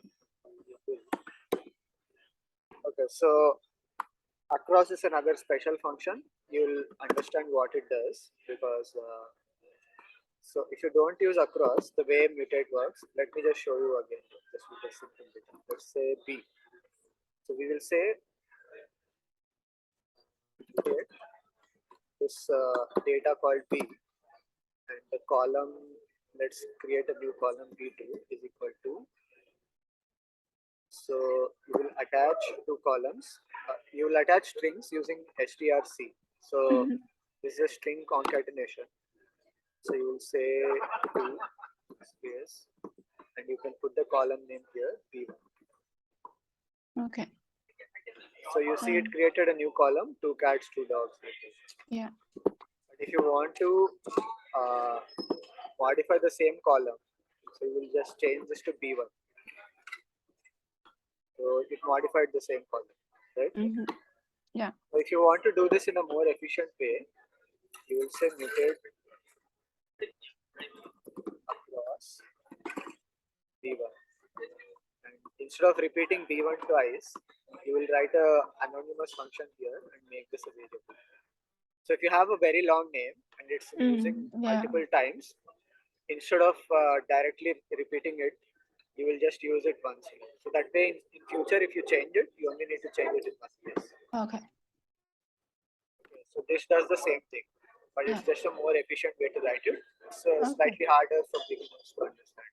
That's the only problem with this weird kind of writing. So here what I'll do is str underscore. So this is a string function. It's also part of the tidyverse.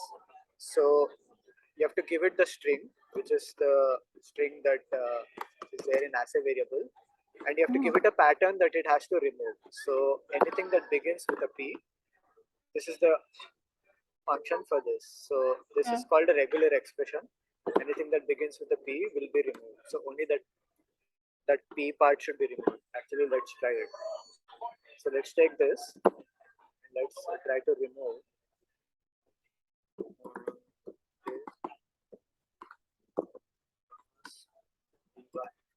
Now I'll try to remove the 2 there.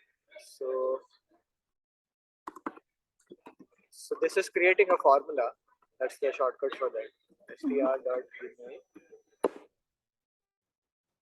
.x. You have to remove 2. Seems to work fine. So that's the thing. When you're unsure of what you're doing, you can test it on a smaller data set, something with 2-3 columns. That way, doesn't take too long to run. Okay. So that's remove anything before p, right? No, it's removing the p, the first p. So p is again for this. There's like a cheat sheet. Oh, I see. Yeah. So I'll just show you this because this is used a lot often and it's very important. So this is the string R, which is a part of tidyverse, and this is the sheet for it, which summarizes all the functions. Okay. The second part of this is the regular expressions.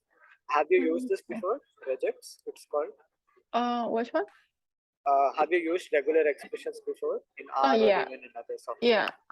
Yeah, so you know what this is, right? So yeah, and the thing I'm using is the start of the string. So the pointy arrow up, that's for the start. This is for the end. So I'm using this command so it only removes the p at the beginning. So if some name has a p in the middle, it doesn't bother about that. Yeah. Okay. Again, this also is a problem because if there's some sample that's not a pellet, but somebody named it with a p something, yeah, it will treat it as a pellet, and then you need to make sure that they don't do it in the future. Okay. Okay, so now we added that extra step, so the p is removed. So what we can do is to then just till here, and we can check if it works or not.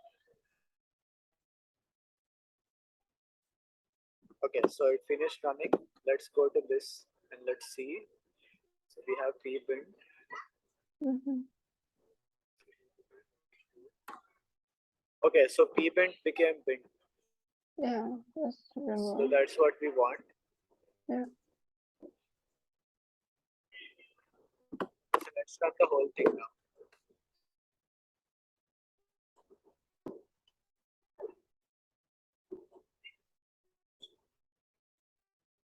Okay, so see the facility name, it's now showing up for the p samples. So that's all we had to do. The only thing we need to make sure is that the assay variable is not throwing up something else in the next few columns because we modified it here, right? So let's just make sure line 118 5. Okay, so this thing what it's doing is if it detects that there is no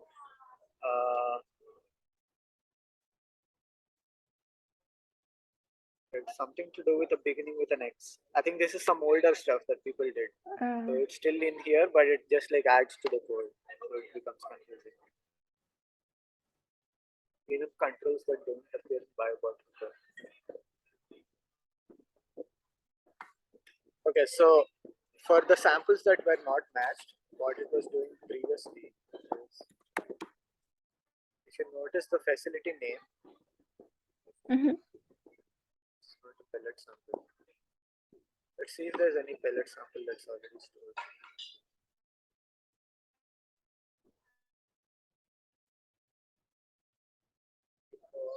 No, I don't think I have it. It's okay. So previously it was just joining the two different names. So it was remaking this, but with a slash in the middle. So that's the default value. If there's no match found in the database, instead of putting like a blank value, it will just show you that the label that you gave to the tune. Okay. So yeah, this is running fine now. The last part is not good. Okay, let's run this. What we can do now is just go all the way till the end.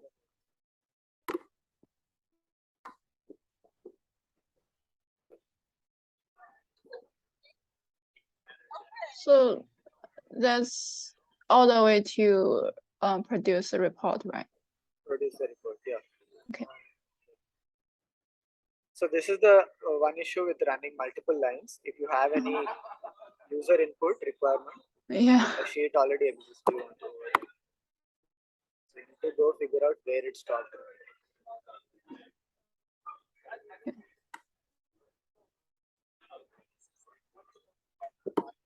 The run log has been, I think most likely it's stopped here.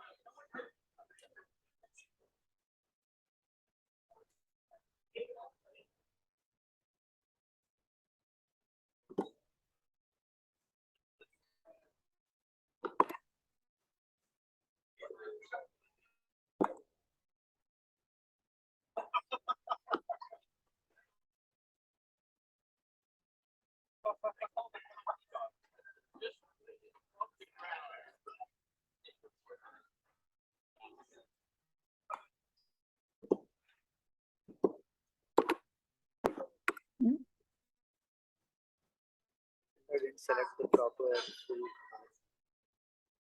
So it ends here.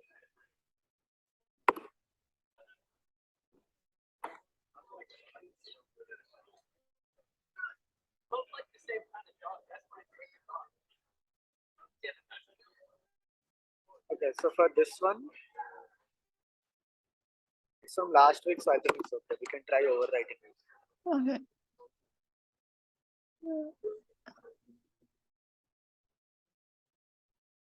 Okay, so the new thing is it has a new name that opened up, new file.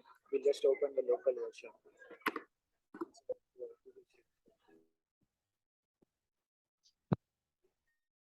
Okay.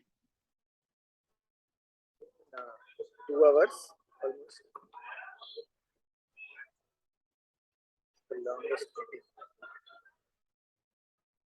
Okay, so you see this new column, it seems to show up fine. It only is reported for the pellet samples. Okay. Then but the P is lost. why each of them has two? Because they do duplicate. No, one of them is pellet, the other one is the this thing, the lysate. Okay. So Okay. this is a problem. Lauren wants the P in the name. Yeah. Okay, so that's why we need to do all of this stuff and make sure it's all correct before merging this into the main thread. So I'll show you that part as well. That's why it's taking a little longer. It doesn't matter. Can we add a column to like indicate whether it's solid or liquid? That would be easier for yeah, we can do that actually. That's probably a useful thing. Yeah. What do you think the column should be called? I use for now it's like sample category or something like that, and then, but whichever name you think will be better, you can just change it to sample category. Okay, that sounds yeah. good.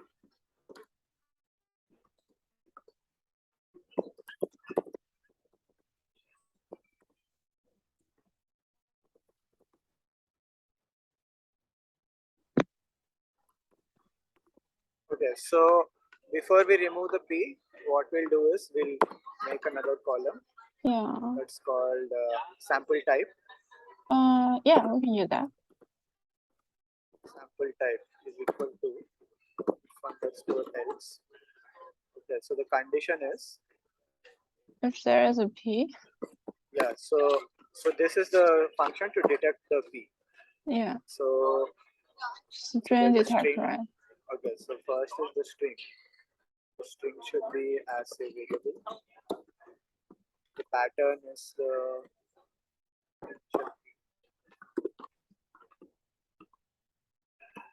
okay. So if this is detected, then it's a pellet. Otherwise, it's a Liquid. supernatant. Oh, I Or for now I implicit. use liquid. Yeah. Should I do a capital L? Yeah.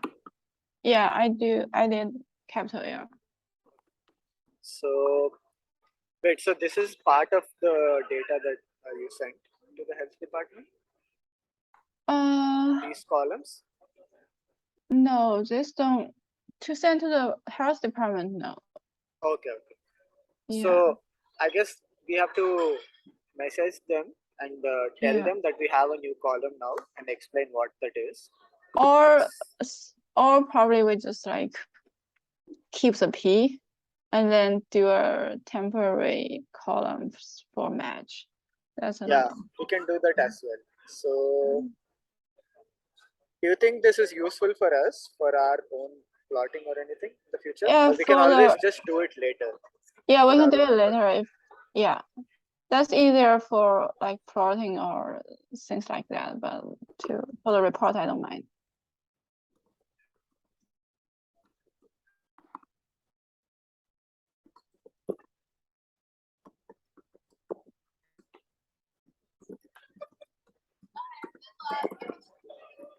Okay, so for now I will hide this. Yeah.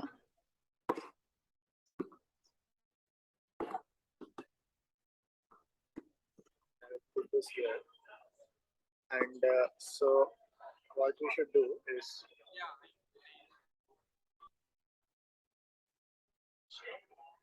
so maybe let's create a temporary variable. All right.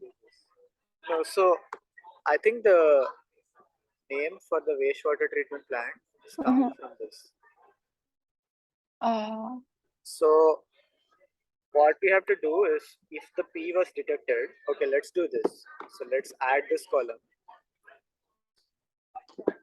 and we'll remove it later so it doesn't go to the health department and we'll add back the P. Yeah.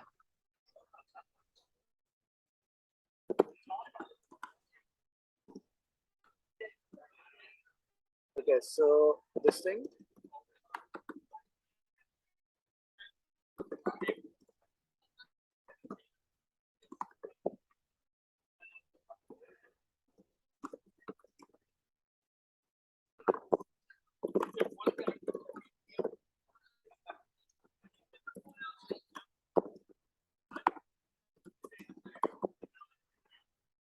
Okay, so that way the comments are all easy to understand.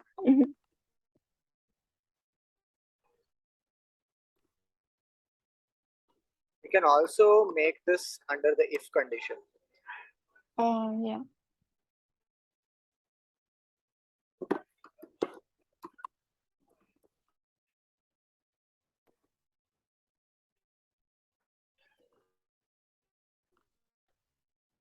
So when you do an if, so what we should do is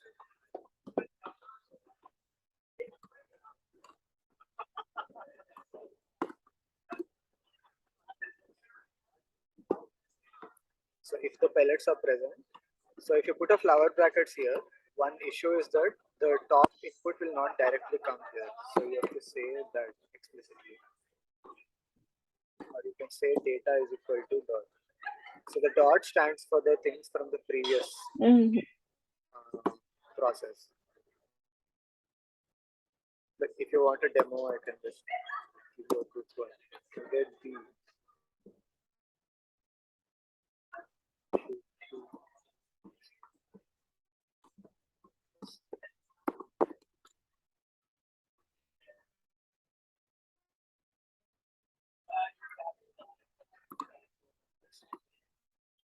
okay, so we did this, and if you want to add another step, you can say filter v1 is equal to 1. So the first command for the filter is automatically the data. But if you don't mention anything, it will assume it's just whatever is on the output from there. Okay. But if you put flower brackets here, it will not work without the dot. See, object A1 not. So that's why we need to put a dot. Okay. So to make it easy to understand, you can just say dot data is equal to dot. Okay. That way you know what the previous thing is going to. So that's what I'm writing here.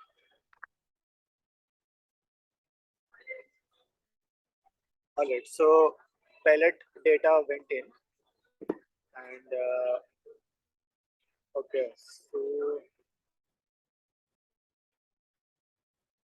we need to repeat this again in future. So once the weights are attached, so this is where the wastewater treatment plant is being attached.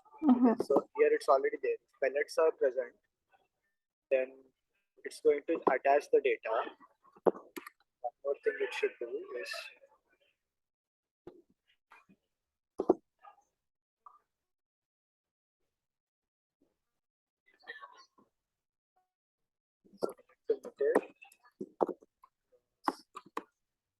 wastewater treatment plant. Wait, why is there symbols? Okay, so we need to do again. We need to do strc. I'll forget this.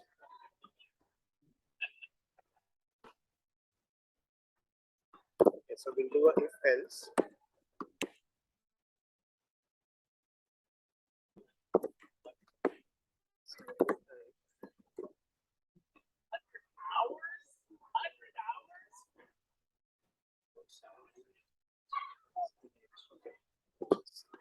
Sample type is equal to capital.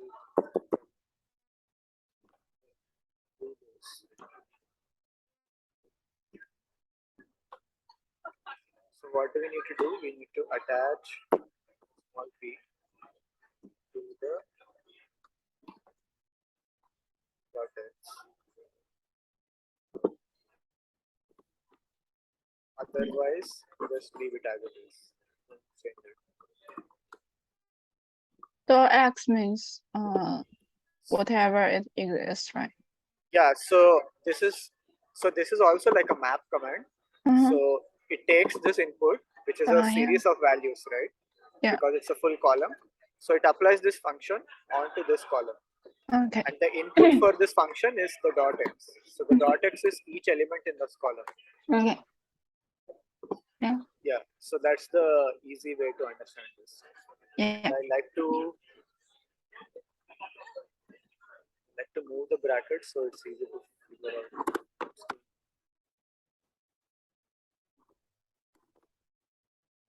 Alright, so this thing is complete now. So it will add back the P in the beginning to the wastewater treatment plant. Okay. And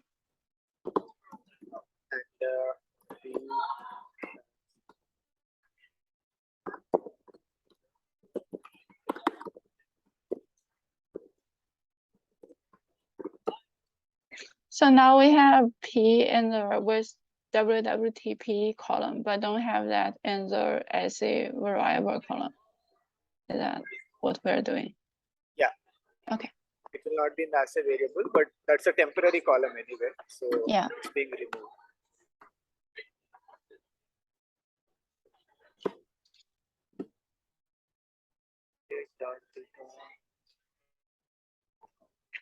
Interesting.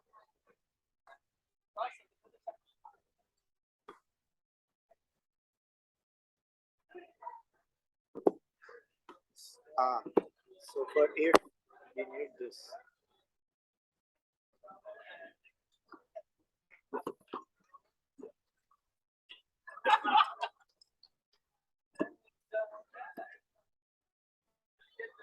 Maybe it will solve.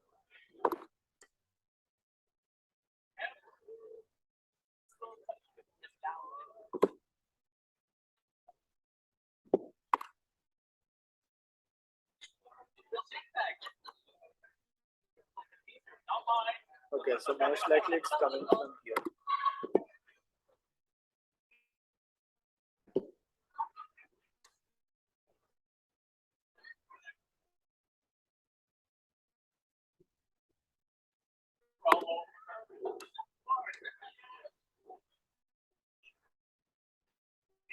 That part seems to work.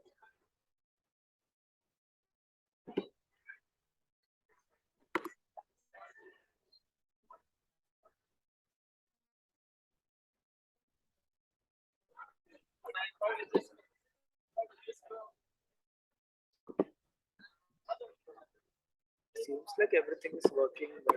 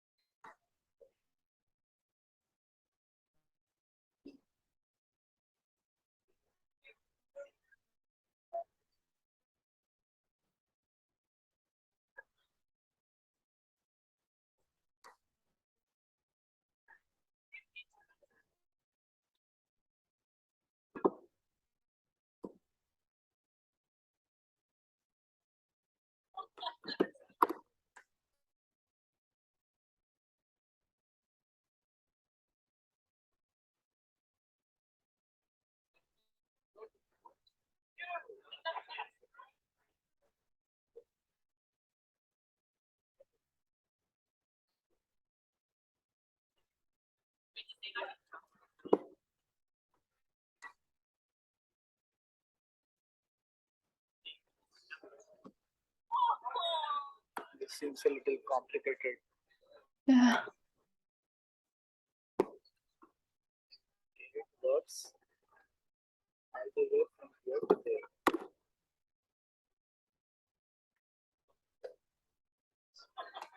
Okay, so let's run the Rust command.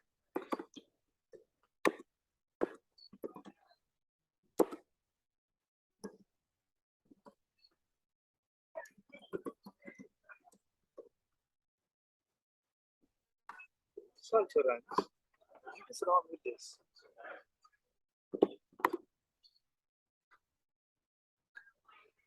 It was nothing wrong. It's also confusing. Now it seems to work. Okay, so now what we can do, we fix the name, right? Let's double check if the name is fixed or not. Yeah.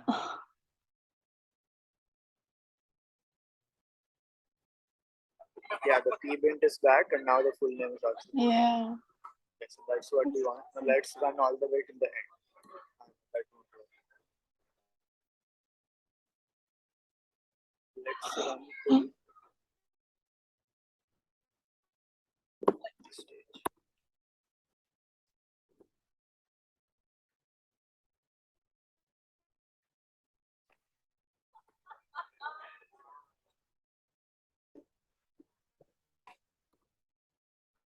Oops.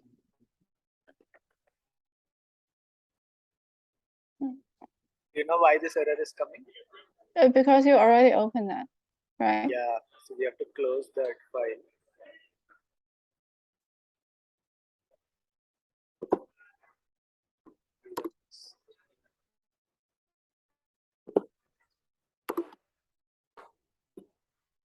So now it should work fine. So we do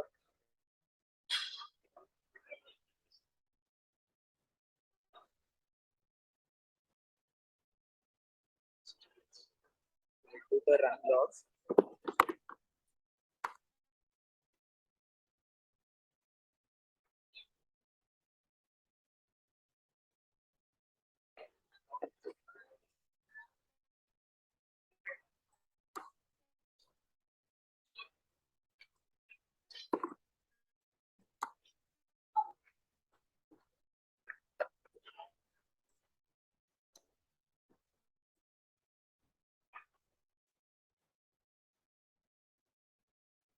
Yeah, so you can see the run log here, the thing that we just ran. Yeah. So that means you have okay. Yeah, so it looks like the script is working fine. Cool.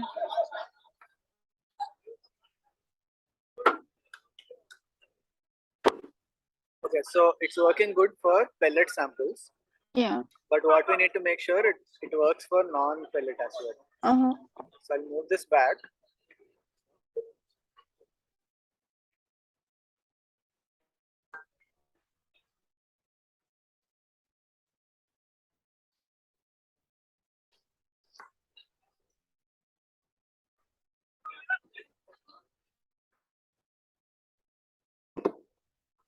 I was going to remove that column as well.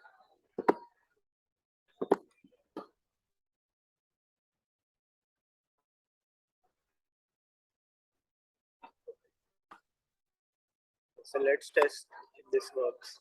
So because I moved this to the first now, it will run this other data set. I just So the whole script. That will always run the first one? Yeah. Okay. So when you do this command, it's called read_sheets.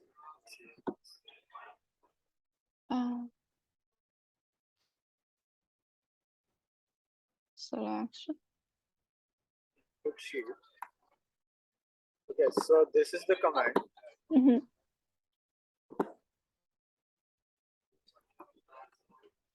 If you go to documentation,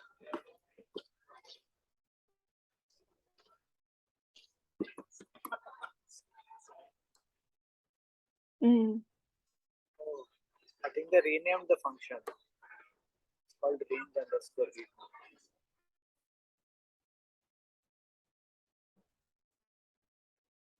Yeah, so one of the parameters is called sheet.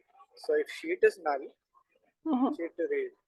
If you can identify sheet by name with a string or by position with a number, ignored if it's specified by range. If neither arguments, then the default is the first visible sheet. Okay. So this is the important thing. The sheet has to be visible, but if you call it by name, it can even grab invisible sheets. Oh, cool. So for example, this one, we can hide the sheet. But the R will still be able to read it because we give it the name. But it will not read the template sheet. Yeah, not the template sheet. Oh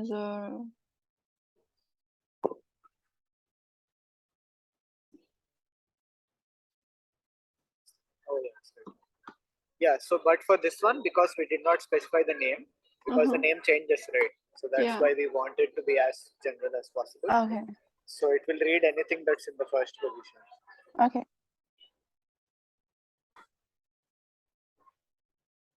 Oops.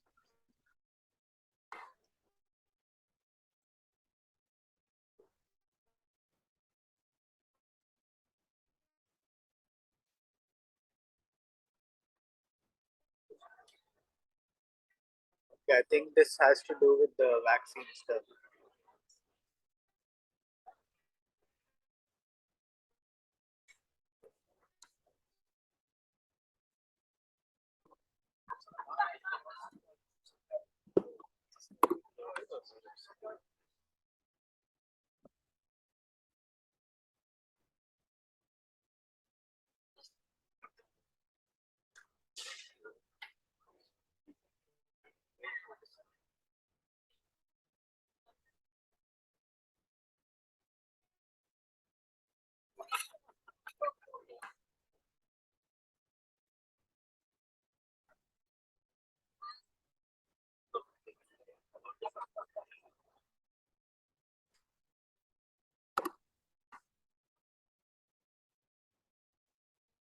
We have to run again step by step.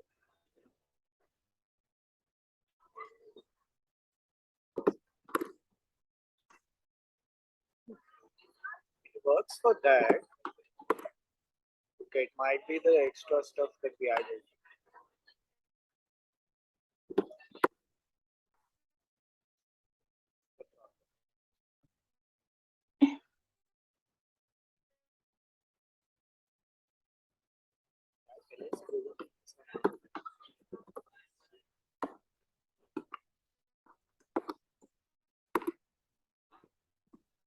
Pellets are not present. So technically it should not go into that. So it's this that's causing the problem. Yeah.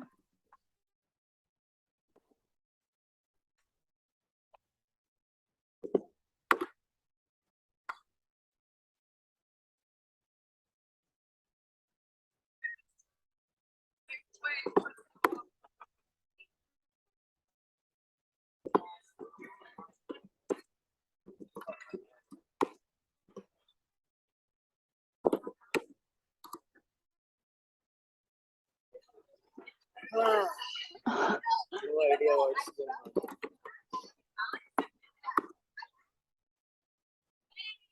on.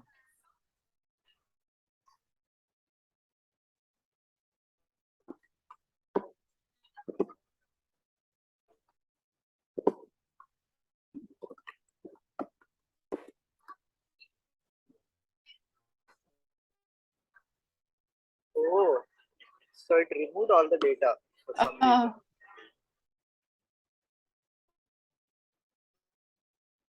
I think I know what's going on. So let's look at another if command that's present here. I think you'll understand what the problem is. So this is why when you make this feature only for the monkeypox stuff, you also have to run it on something that's not a monkeypox. Yeah.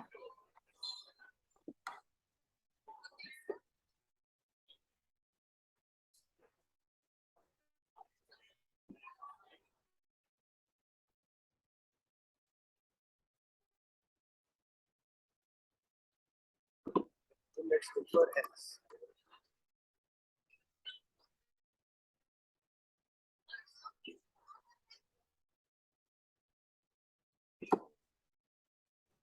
So I think I know what's going on. So you remember we did a left join with A and B, right? So let's say we take A, we'll get it.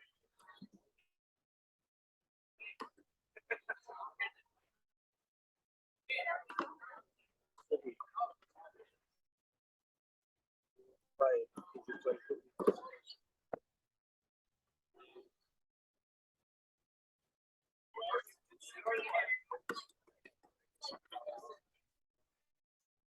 let's do a if command.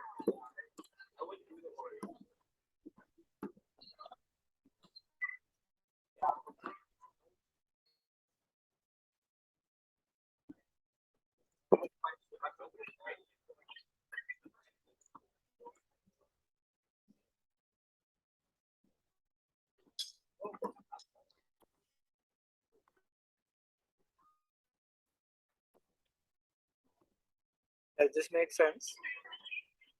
So let's say test is equal to 0. Test is equal to 1.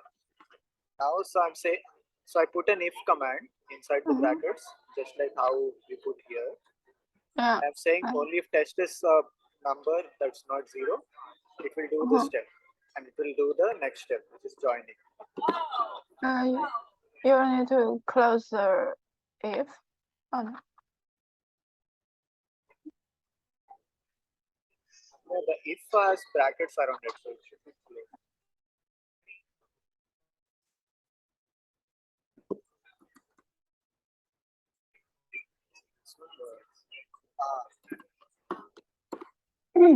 Okay, so this is how the pipe works. A goes into this dot position here. The whole result of if goes into the dot there. So now let's rerun this, but we'll say test is equal to 0. What do you think will happen? So it's not going into the if, right? Yeah. But this position will output something to the next level. So you see the same error. So the alternate for if is null. So if it doesn't go to the condition, if it's outside it, it will not directly transfer the A there. You have to make it transfer there. Okay. So in order to do that, you have to write the else.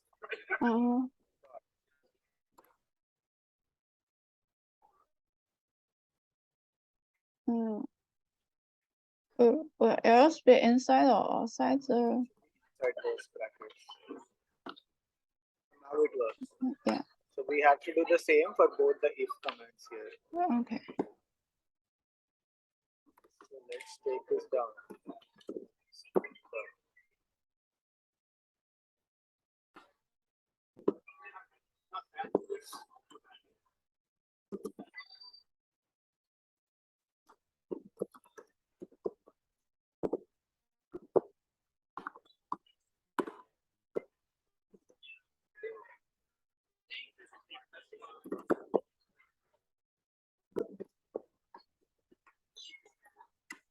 Wait. Is the else in the right place? Yeah, so the else should be after the, yeah, so here there are two brackets, right? So it should be after this first set of brackets. In this case, we skip the bracket because there was only one. So if and else are in the same larger bracket. Okay. Yeah. Okay, so we can copy this. Change this part also. This has the same issue. Yeah.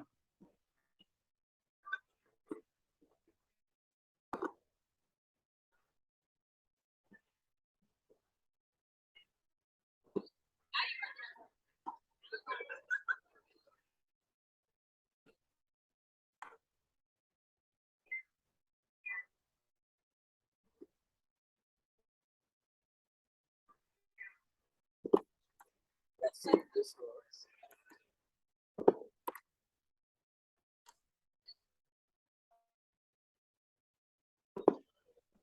It's like the problem is fixed.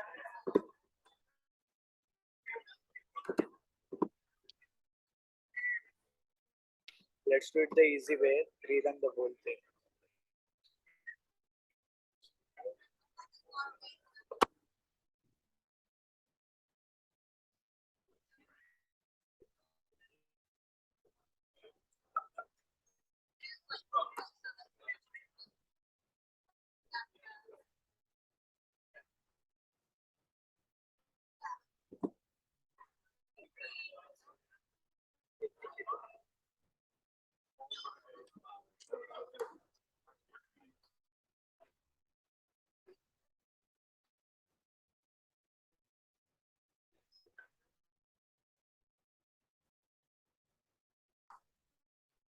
Oh, it's asking for something. Yeah, let's leave it.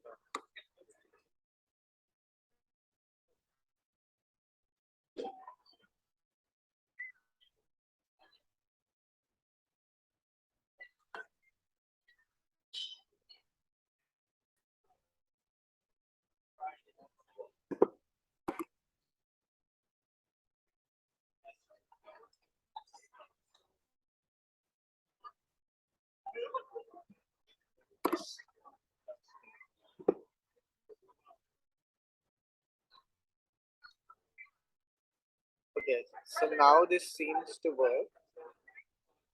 Yes. What I'll do is I'll go here, correct branch, which is correct calculations.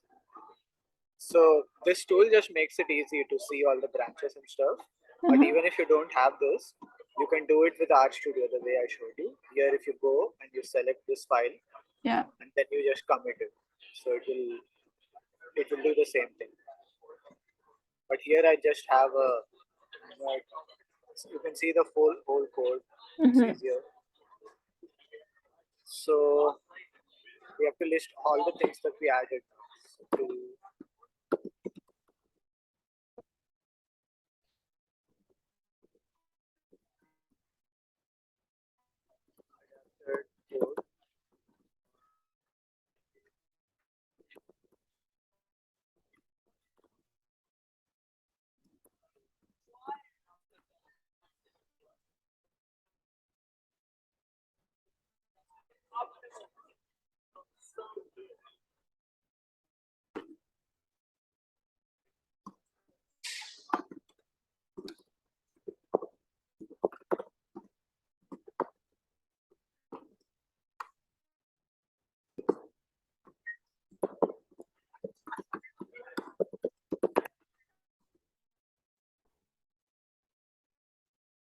So if there's any like minute details, we can write that.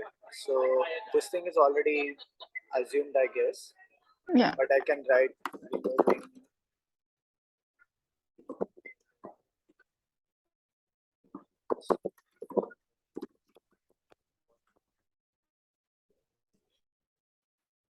So you can just summarize any tiny changes. That way, in the future, you can keep track of Okay. it. I think nothing else here has changed. Oh yeah, this is an important thing.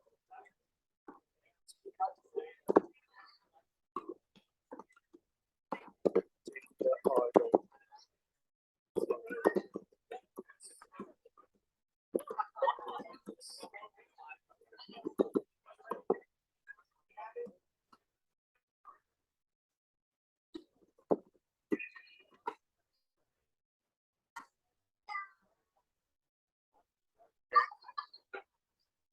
Is that nowRes MMDDYY?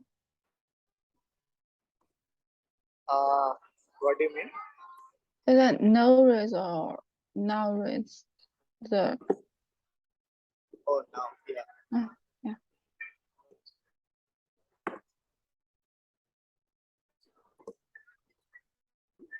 Okay, removing the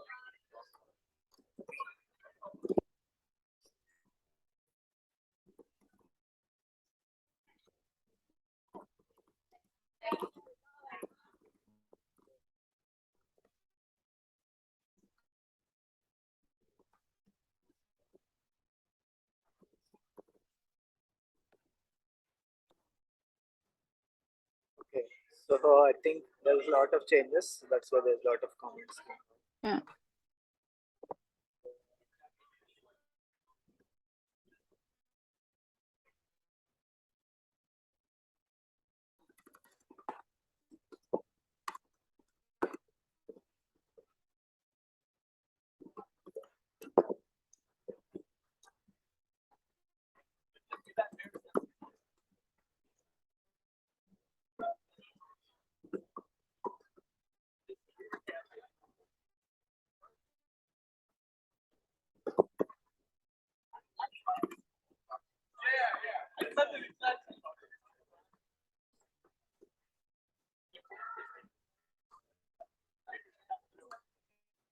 Okay, so I think we covered all of that.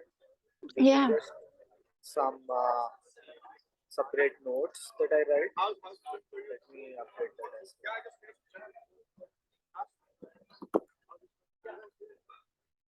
Okay, we also updated the limit of detection, right? So, right.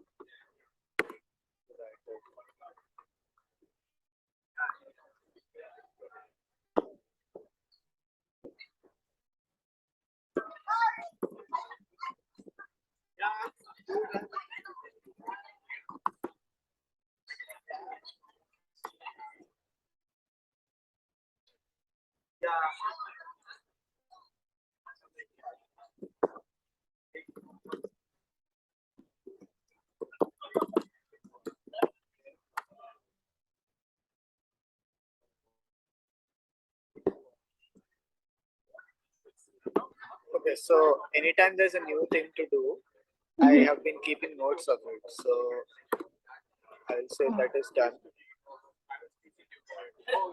That's really a good record. Yeah, so I incorporated a solids mass. This I did not do yet.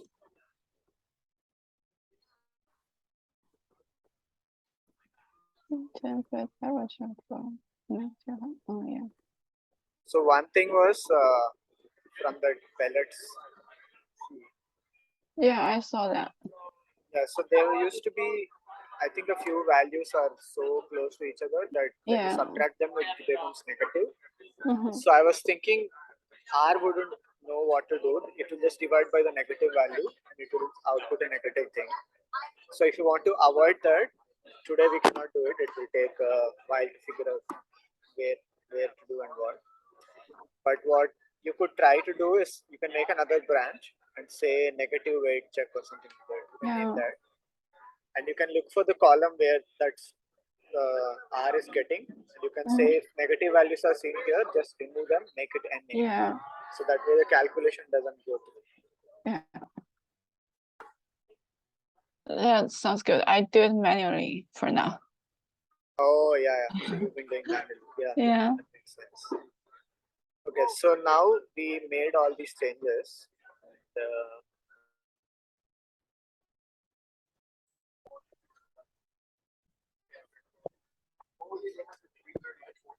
Okay, so now we update all of these.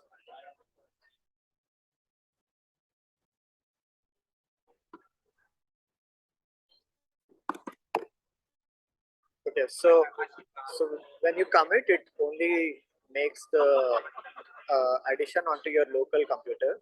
But if I check this, then it will also push it to the website. Cool. And once you do that, if you go to the website, if you refresh it, it will give you a message here saying that some recent things have been pushed. So the default branch is always this. Yeah. But if you go and search for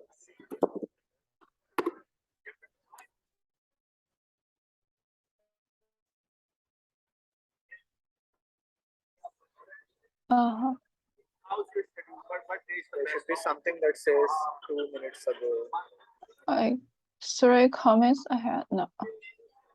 Oh, 28 seconds ago. So yeah, this updated. Yeah.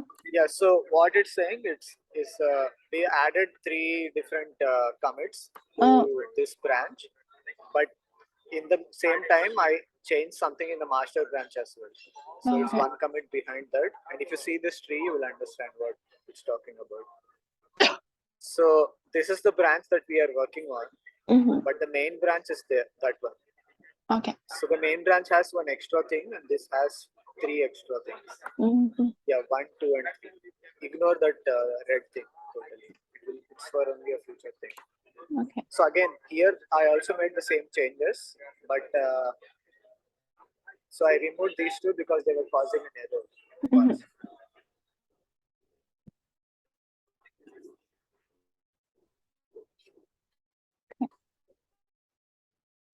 Okay, so now that we tested it, most likely it should work fine. But ideal case would be that I would ask Kyle to test it separately on whenever he's free, and then we can merge it. But I don't think Kyle knows how to change branches and do stuff that easily. But so if you are in R, there's easy way to change branches. You can click there in the Git tab. You can just select which branch you want to go to. Okay. And the other way to do it is if you are in the folder, you go to the Git bash, and you can say Git checkout. So actually, if you say Git status, it will show you which branch you're on. So you will say Git checkout www_. So now the branch switches. So here you will see that it switches. And also in this one, the dot was here. Now it switched to that. Oh no, the dot is here. It will switch to that one in a minute. This one takes a little time. Okay. Yeah, so now what we want to do is we want to be in master and we want to merge the pellet branch to the master.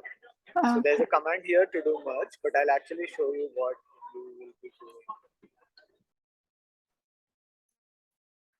So it's a little more complex. So okay, to merge another branch into your active branch, you will do this command. So git merge, and you will put the name of the branch. So now our active branch is, if you do status, it will show you that the active branch is this. So into this master branch, we want to merge the side branch that we created. So that's called pellet calculation. Okay. So what you'll do is merge.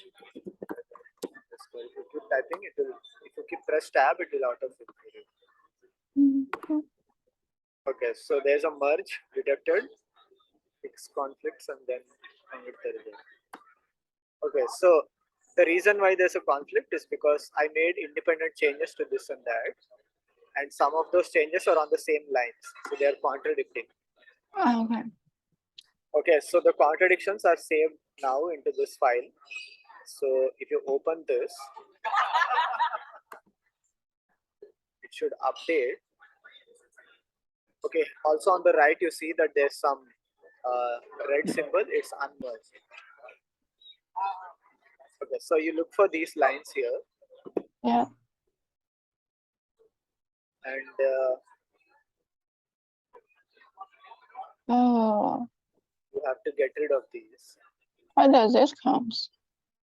Okay, so if the same line was changed in two different ways, Oh, two okay. branches, when you merge, it can automatically not determine which is the master, which is the take precedence. I see. So it is highlighting those lines using these commands. Okay. Then you will need to manually determine which one. Okay. Yeah, so right now this is a little harder to figure out.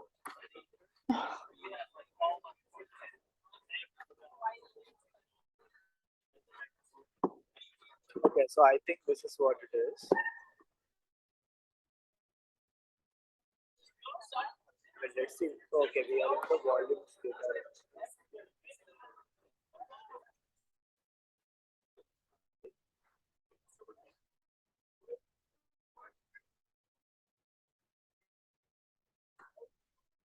Yeah, so in the ideal case, it's just repeating twice the same code that is present in both of them, and it's asking you to choose which one is the good one and delete the other one, and also delete this extra stuff.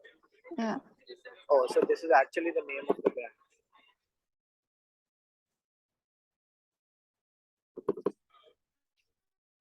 So I'll show you another way because this is like complicated.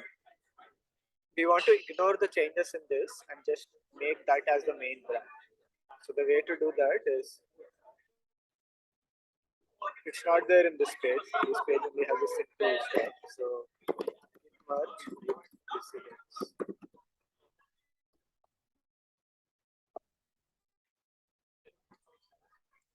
And they have the Stack Overflow, which has a lot of people who answer these questions. Oh, yeah. This is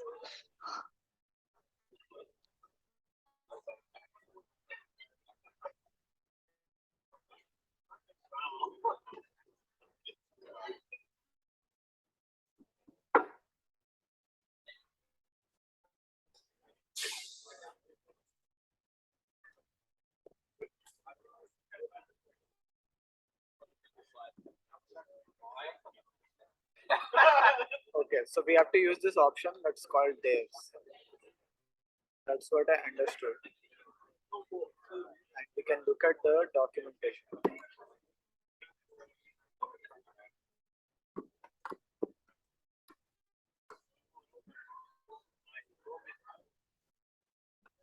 Okay, so this is showing you all the options there are.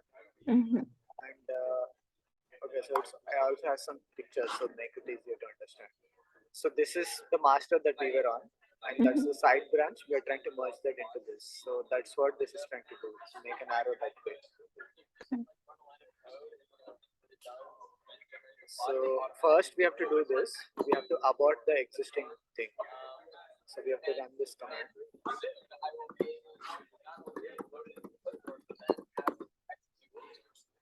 Okay, so now this is gone. So you don't have that stuff. But the merge has not happened yet. Once it happened, it will join from this stuff to the green stuff. So it will make an arrow from there to the green stuff. okay. So we are now merging the yeah, so we will merge with extra options now. So that's what I'm trying to see. What's the okay.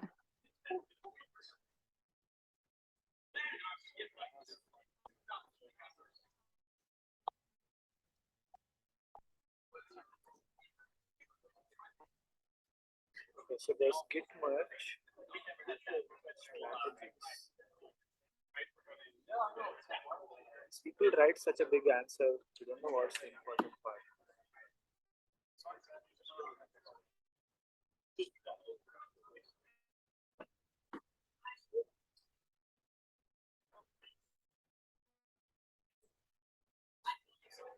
Okay, so there's something called minus s, minus x. So we'll read this documentation.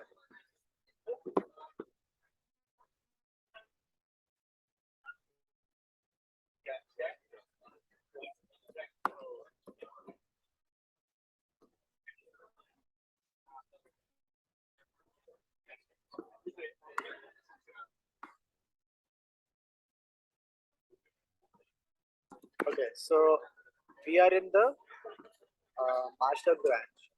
So we want the pellet calculations to take the main precedence. So we set git merge minus s, which is strategy, and we'll put this.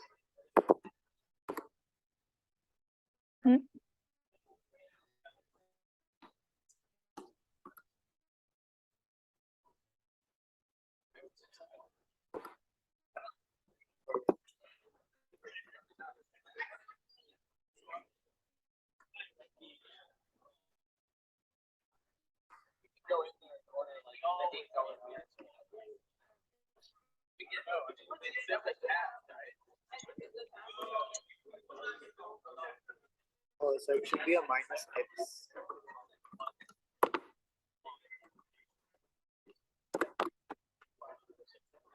Oops.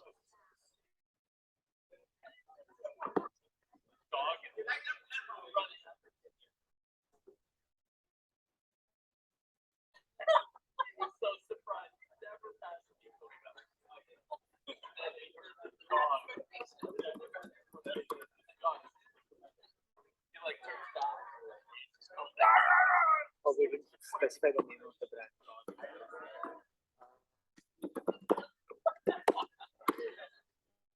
Okay, so now it's doing the merge. So the merge has been done? No, so we have to give it a message for the merge to happen. That message has not been.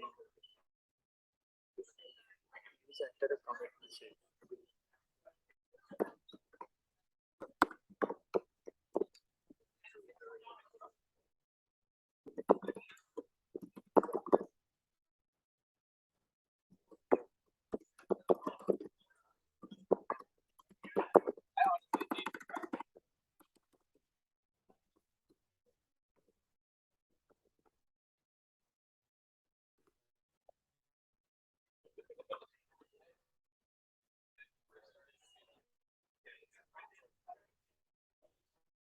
Literally anything, and it tastes so much better.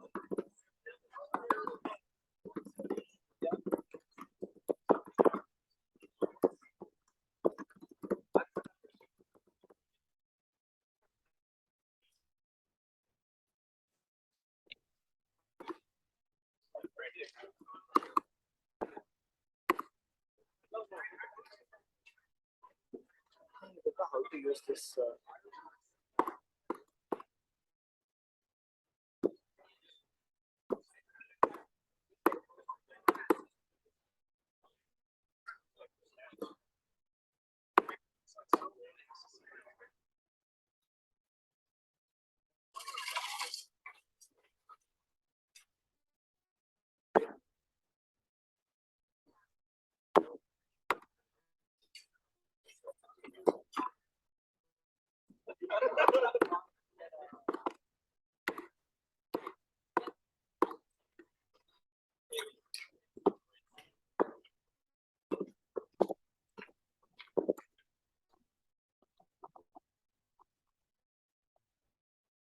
This is the command we use.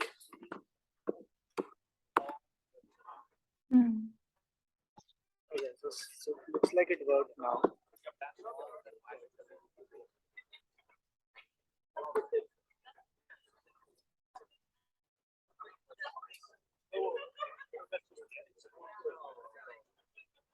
Yeah, I'd say they don't really have.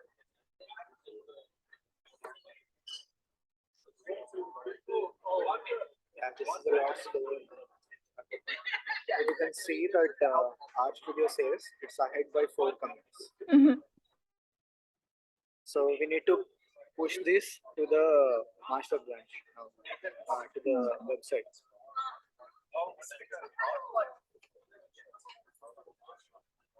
Well,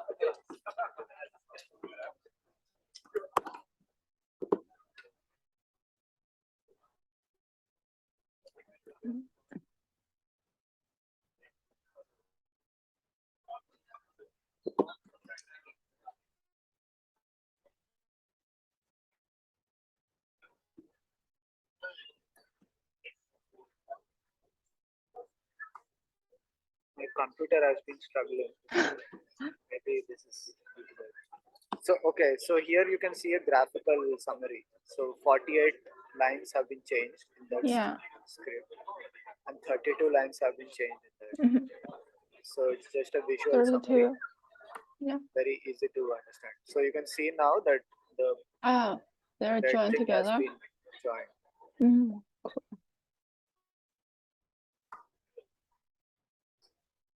So it's still working on this?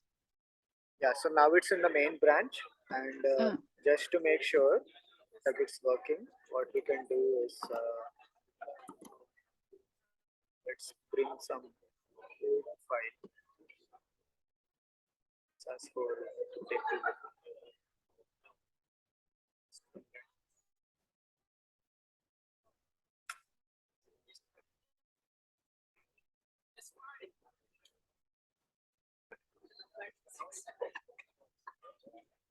okay, let's copy this.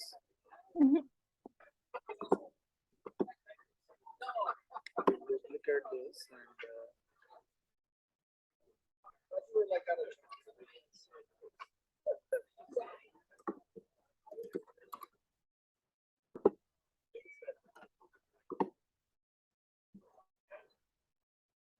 okay, so one final time you can just try the one of this.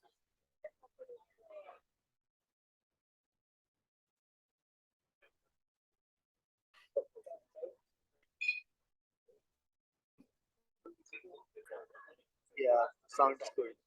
Yeah. I just ask.